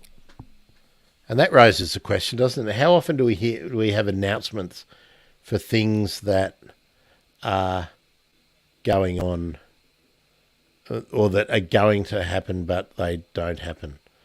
And that's Yoav Perlman, and Yoav was in the episode about the flyway through Israel and the Middle East. So he's with Birds Israel. So obviously he's seeing work on the ground happening there. So the next one, working with the Crocodile Islands Rangers and the Larrakia Rangers to survey shorebirds in Arnhem Land. It's such a special place, and it's great to support rangers in their work. Does anyone want to have a guess who that was or is? If you're on Instagram, you will probably have an idea. I'll just wait and see if anyone pops anything in.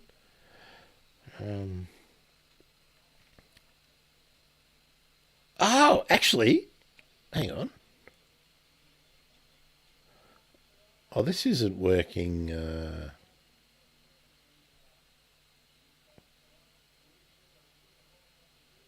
Now, this is weird. Maybe some of these aren't matching up because I know that answer was Amanda Lillyman because she's doing that work. But it says here it's Ariel, but I'll have to work through. I'm just going to read through them and then we'll try and match them up because I think I can match everyone up. The next one was the launch of the Ambassadors for Nature initiative, whereby embassies in Beijing made a pledge for nature, including a commitment to manage their diplomatic spaces in a more friendly way for nature. Starting with 18 diplomatic missions in Beijing, it has already grown to over 20, although the total landmass covered so far is relatively modest, about the size of an average park in Beijing. It's got huge potential, not only in Beijing, but also globally. Just imagine if all foreign ministries adopted this policy globally so that the management of all diplomatic spaces was consistent with the goals of the new global biodiversity framework. It's a good point. The pledge has also now been taken up by some school campuses, so I hope that in 2023 we can expand the amount of land covered by the pledge beyond diplomatic spaces and also cover school campuses. Now, I know that was Terry Townsend who was in one of the... we did an episode for World Migratory Bird Day, one of the first of the bird emergency episodes. He's based in China, is working in a lot of international relations stuff.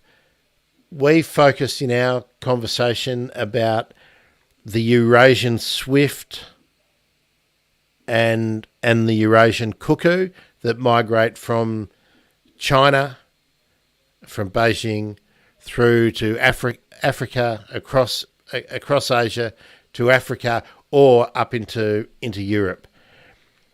But isn't it interesting that the use of the diplomatic land and then spreading out to schools to be consistent with the global biodiversity framework, that's very similar to what we were talking about with Michelle Neal when I spoke to her about the citizen science projects in Australia.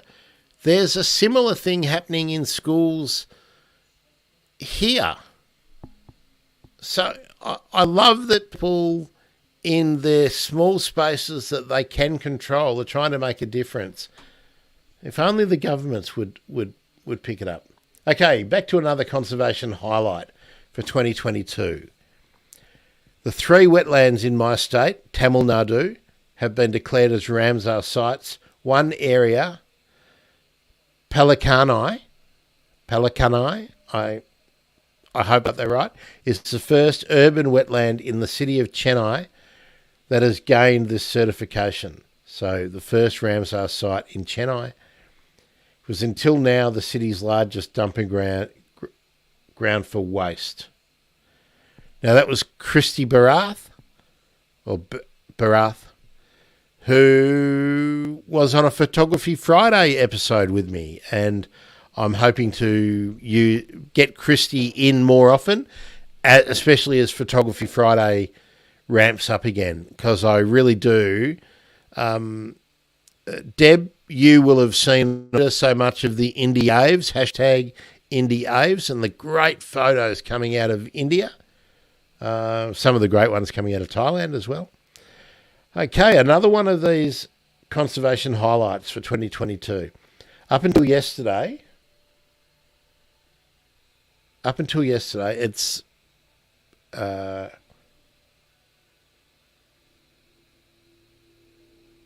until yesterday, this would have been easy. None would have been the answer. No highlights. But there's at least a glimmer of hope in the announcement that the current federal government is going to take the biodiversity crisis seriously with the key promise of an independent EPA. Well, we kind of got that. Kind of. Obviously, it remains to be seen what this actually means, but it's at least something positive after relentless dire news. I agree. Now, who was that? That was Millie Formby. 100%, I reckon that was Millie Formby.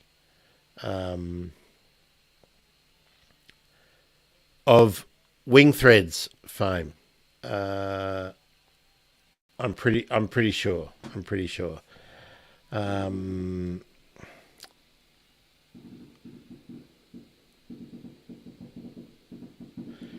Another one here. My personal conservation highlight was finding out that some of the BSUD, biodiversity sensitive urban design recommendations we made for Fisherman's Bend urban renewal, and that's an area on Port Phillip Bay, which was an urban wasteland here in Melbourne many years ago. Urban renewal are actually being incorporated into precinct plans. It's a small win for urban nature. Now, I know who that is. I'm just going to see if it matches up with Holly Kirk. No doubt about that. That was Dr. Holly Kirk, urban ecologist. Marvellous. Right, the next one. Changing of government and future changes to some of the biodiversity actions. Now, I think that might have been Mick Callan, but I'm not sure. we'll see if I can sort that out with the next ones. It's not over yet, but hopefully it will be crowdfunding for a fully funded tracking program of the Australian painted snipe. Well, we know who that probably was. Oh, no, that might have been Millie.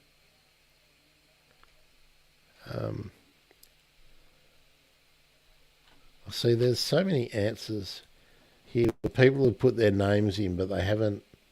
It didn't match up with the things. Actually, I'll go back here.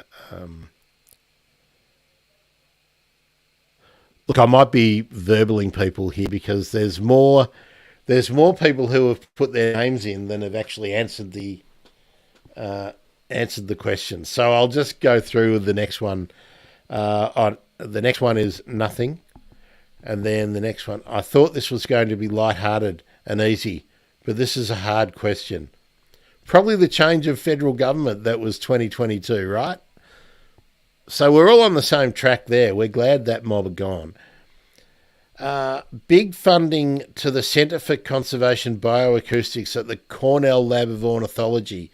Not Aussie, but exciting to see what happens in this space.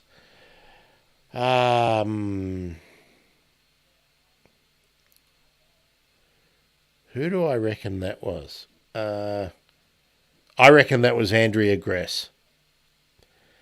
Andrea is the host of the Warblers podcast, and that's being run out of BirdLife Canada.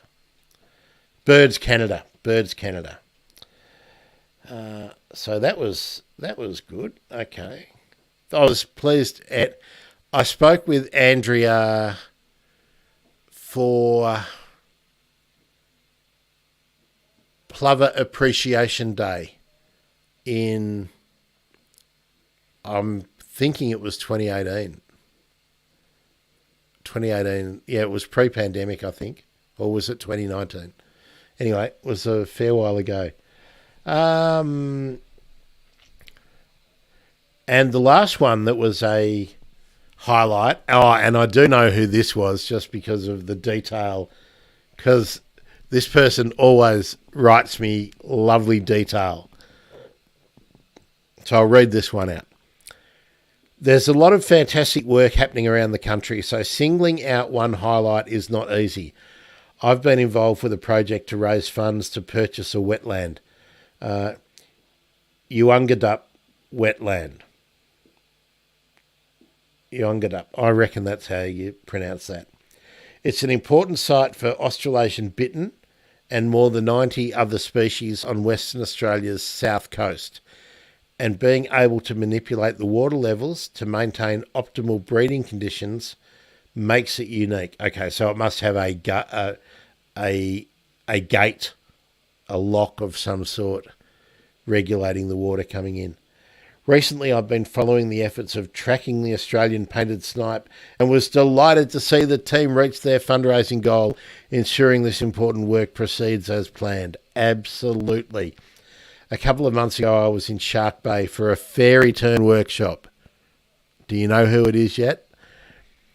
The event was well attended, and as part of the field component, participants were able to identify 4 species of terns in the field. Fairy, lesser crested, greater crested, and Caspian.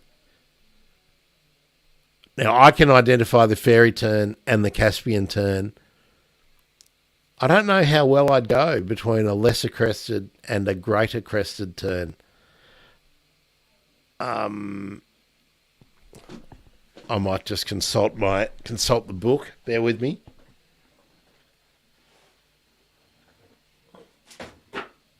One thing about being my age is that when I learned how to identify terns in Australia, there was only one crested tern. I'm pretty sure of it. I think this lesser crested tern is a new invention, or okay. In my tern book, fairy tern, little tern. That was always a difficulty. Which one was which? The fairy tern and the little tern.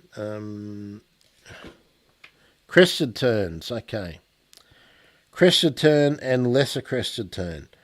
There's no lesser crested terns down here on the south coast. What's the difference? Bill colour, fair bit of difference in the juveniles around the head.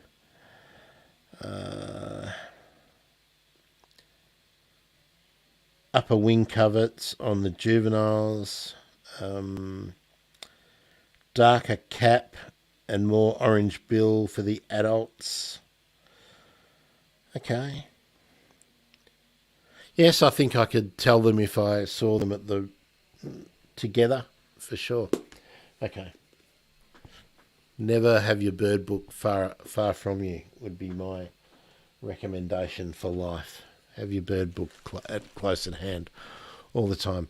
Okay, so that was the general conservation highlights. But we have bird conservation highlights. And again, one answer is restoration work actually happening. The second one was raising awareness in Auckland about the dangers of light pollution for seabirds. Now that's definitely Ariel Haswell. And if you haven't heard the light pollution episode with Ariel, I'm going to play that probably tomorrow. So that'll be replay. I'll just do it like this. Excuse me. The next highlight, getting the Northern Territory Carpentarian grass wren back up and running and coordinating a team to work on that project in 2023. That's got to be Amanda Lillyman, I would say. Not necessarily a conservation highlight, but my birding highlight of 2022 was, without a doubt, the eruption of Pallas's sandgrouse into Beijing on 12th of November. In just a few hours, I counted more than 7,000, all flying west-southwest over the capital. The next day, they were gone. Although there are theories relating to snowfall, extreme cold, or seed crop failure, precisely why they erupt and where they end up is a mystery. You can probably guess that would be Terry Townsend. Again, from Beijing, I would guess. Bird conservation highlight for 2022, none. I've got to see who that probably was. Let's have a look. I don't know who that was. I don't know who that was. Number 6, rediscovery of the black-naped pheasant pigeon after 140 years, and not just a fleeting glimpse. Live, clear video. Well, we played that at the start of the stream, and that is probably just a genuinely rare bird. But that is probably just a genuinely rare bird, i.e., there aren't that many anyway, rather than a conservation highlight. That one would be brilliant breeding success of New Zealand's wonderful kakapo and especially the fairy tern, both literally hanging by a thread. Yeah. So who's in New Zealand who answered? That is going to be Alan Rikers, I reckon, Bird of the Year spokesperson for Forest and Bird in New Zealand. That's who I reckon answered that question. I wish the surveys would lock the answers together in the same line, but they don't. This is weird. So bird highlight. There are a few, but the first one that comes to mind is the Western Ground Parrot translocation project running in Cape Arid National Park. It's great to see some well-managed direct action for highly threatened species. And of course, we recently released the episode about that. I wonder if that was Neil Hamilton. Wonder if that was Neil. I'm having a guess. Okay, let's see. Oh no, the next one is Neil, no doubt. Running another successful volunteer private surveying of the night parrot biodiversity habitat, increasing our knowledge of these areas with a great bunch of volunteers and support from private landowners. So Neil runs Ghostbird Volunteers through his Ghostbird consulting. And of course, Neil spoke to me about the night parrot. And the number of people listening to that was pretty phenomenal too. I've just got some more notifications. What's going on here?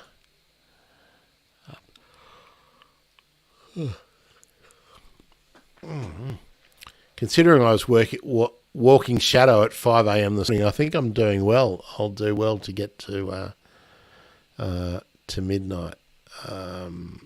Okay, these are all just new first and last bird notifications, but just retweets and whatnot. Okay. Lewin's Rails returning to breed at our farm dam, which has been excluded from stock for 5 years, illustrating that it wasn't a one-off last year. I think that is Matt Herring, I reckon. Now, another one with the rediscovery of the black-nape pheasant pigeon. Mostly the pure joy of the researchers seeing the video and resisting what it was. I'll try and find that video because that's what I loved about it too. I'll try and find that while we're sort of talking amongst ourselves and play that one. That'll be on the American Bird Conservancy. I'll find that. And the last one was the recent rediscovery of the white-bellied whipbird in Victoria. Was exciting to read about and gives hope for other potential Lazarus species rising from the dead. So they're the ones we talked about them at the start of the... Gee, that's good. That's good streaming, isn't it? I'm just saying, for the ones looking back...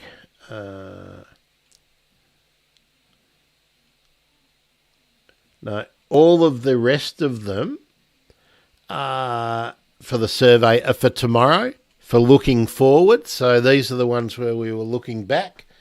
So that's good. I will just now try and... So I can actually close that, can't I? I don't need that one anymore. That might free up some thing. I'll just see if I can find this video that I was wanting to show you before. American Bird Conservancy.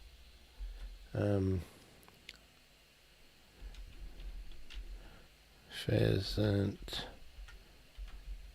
pigeon. I reckon this will come up. We're going to the Google search. Come on. And we'll go to videos.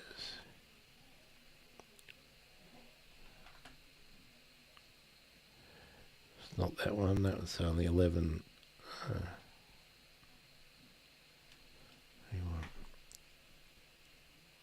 Images.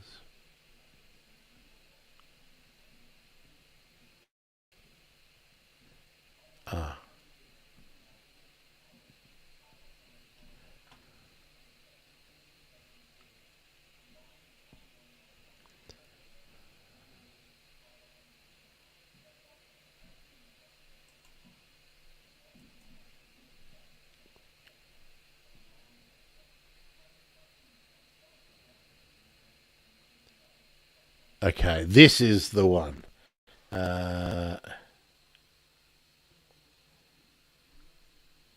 This is the one. Okay, let me get this open.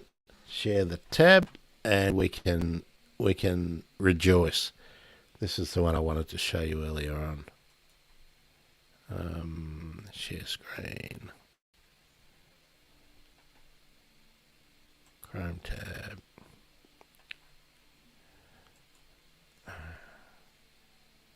Share the audio. Yes.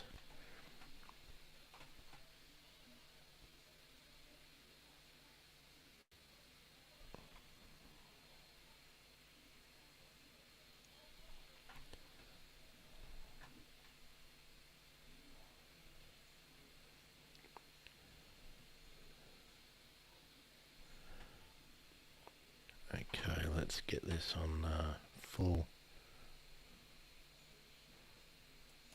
Yeah, let's full screen this because it's lovely. Let's go. Come on.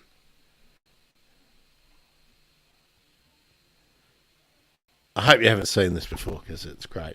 Now this is that we saw right at the start of the show.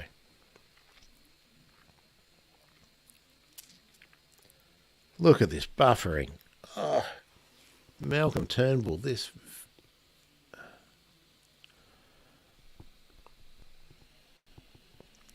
(1882) was the last time it was documented. Here we go. I've built it up and we're still waiting. Oh, this is terrible. Come on. Come on, come on, come on, come on, come on.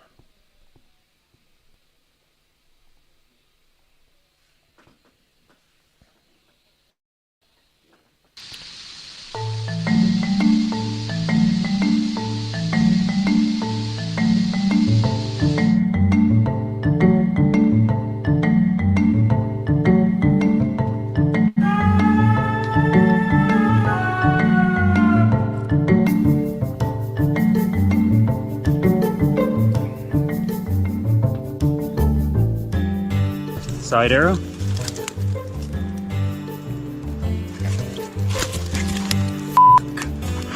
Doka. Doka. Doka. What is this? It's owl. Isn't it owl? Get it. Holy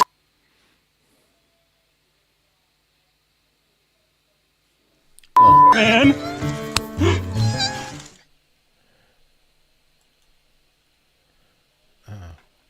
We might play that again. No, I don't want that one. No. Get lost, CNN. That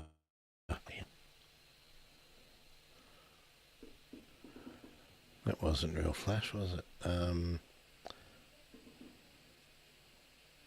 Well, that buffering didn't help with it, did it? But, yeah.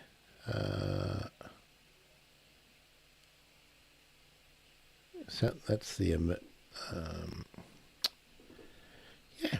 Anyway, that was probably the best video of the year. Now, let me know.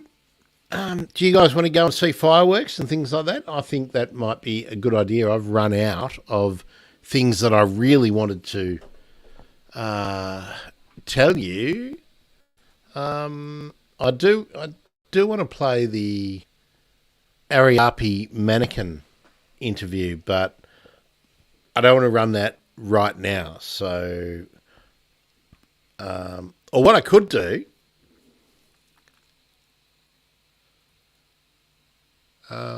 what do you think? Would you like me to run it and it can just run and I'll go and grab something to eat and a few things like that, make myself a cuppa and then come back? Or would you like to go and do New Year's Eve things? And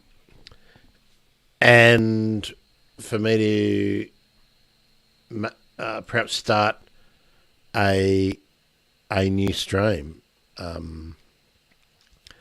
Unfortunately, the way this is set up, if it was Twitch, I think we could just Twitch. I could pause it, but I can't. I need to start another one. But you know, that's all right, isn't it? Let me know if you're still there. No one said anything for a while, so maybe you've all gone off and are watching the New Zealand fireworks, and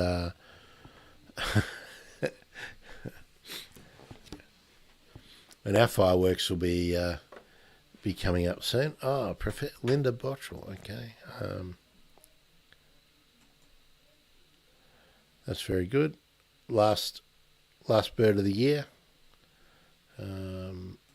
Fantastic, lovely.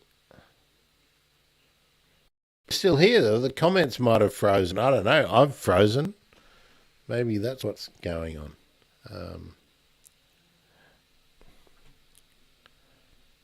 There's someone on Twitter following me called Ren Rescue. That's interesting. I do like that one.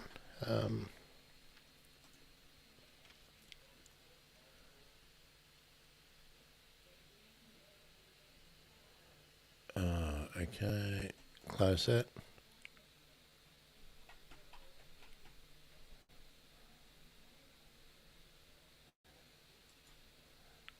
Oh, good. Well, you're good. You're here, Naomi. Yeah, I think that's what we'll do. I've got it all set up and ready to go, but that conversation for the Ariapi mannequin, because it's a really interesting case study for a bird that lives in such a tiny, tiny spot. Yeah, I think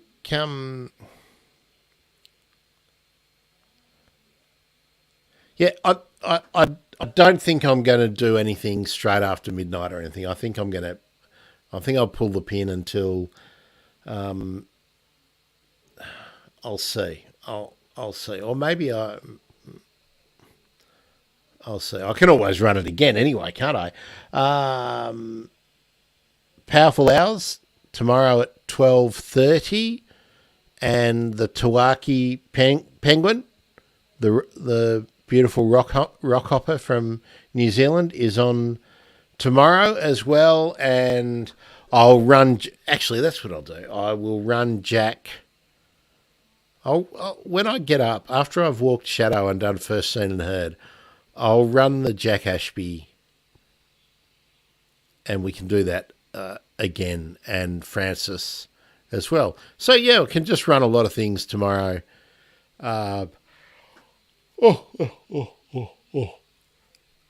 Excuse me. All right, thanks, Naomi. Deb, if you're still here, see you. I've forgotten. Limitless. Nice to see you. Actually, I can tell where you're from. So we've got someone still here from Twitch. Someone's just popped in again from elsewhere. Yeah. For whoever's just popped in, we're about to call it a night. We've had a really good run through of what's looking back. Favourite things, favourite photos. I haven't been able to pick a favourite photo, so I haven't done that. Maybe there'll be some more coming overnight that we can talk about as well. So we'll do that. I want to say thanks for the year. I did this on Christmas Eve, I think, didn't I? Where I talked about everyone who's been helping out during the year and supporting my efforts, which was greatly appreciated. Naomi and Deb, particularly, your champions, and everybody who agrees to be on the show and share a screen with me, they're champions too. And remember, by the time they get to speak to me, they've usually put in 2, 3, 4, 5 years' work into a project. So, you know, they're the legends. They're the legends. Thanks, everyone. Happy New Year. Let's hope that 2023 we actually do kick some goals, make offsets mean something, make biodiversity the most important thing, alongside, not as part of, reducing emissions. We need to separate that discussion out as well, even though they're complementary. Thanks, everyone. See ya. It's been good.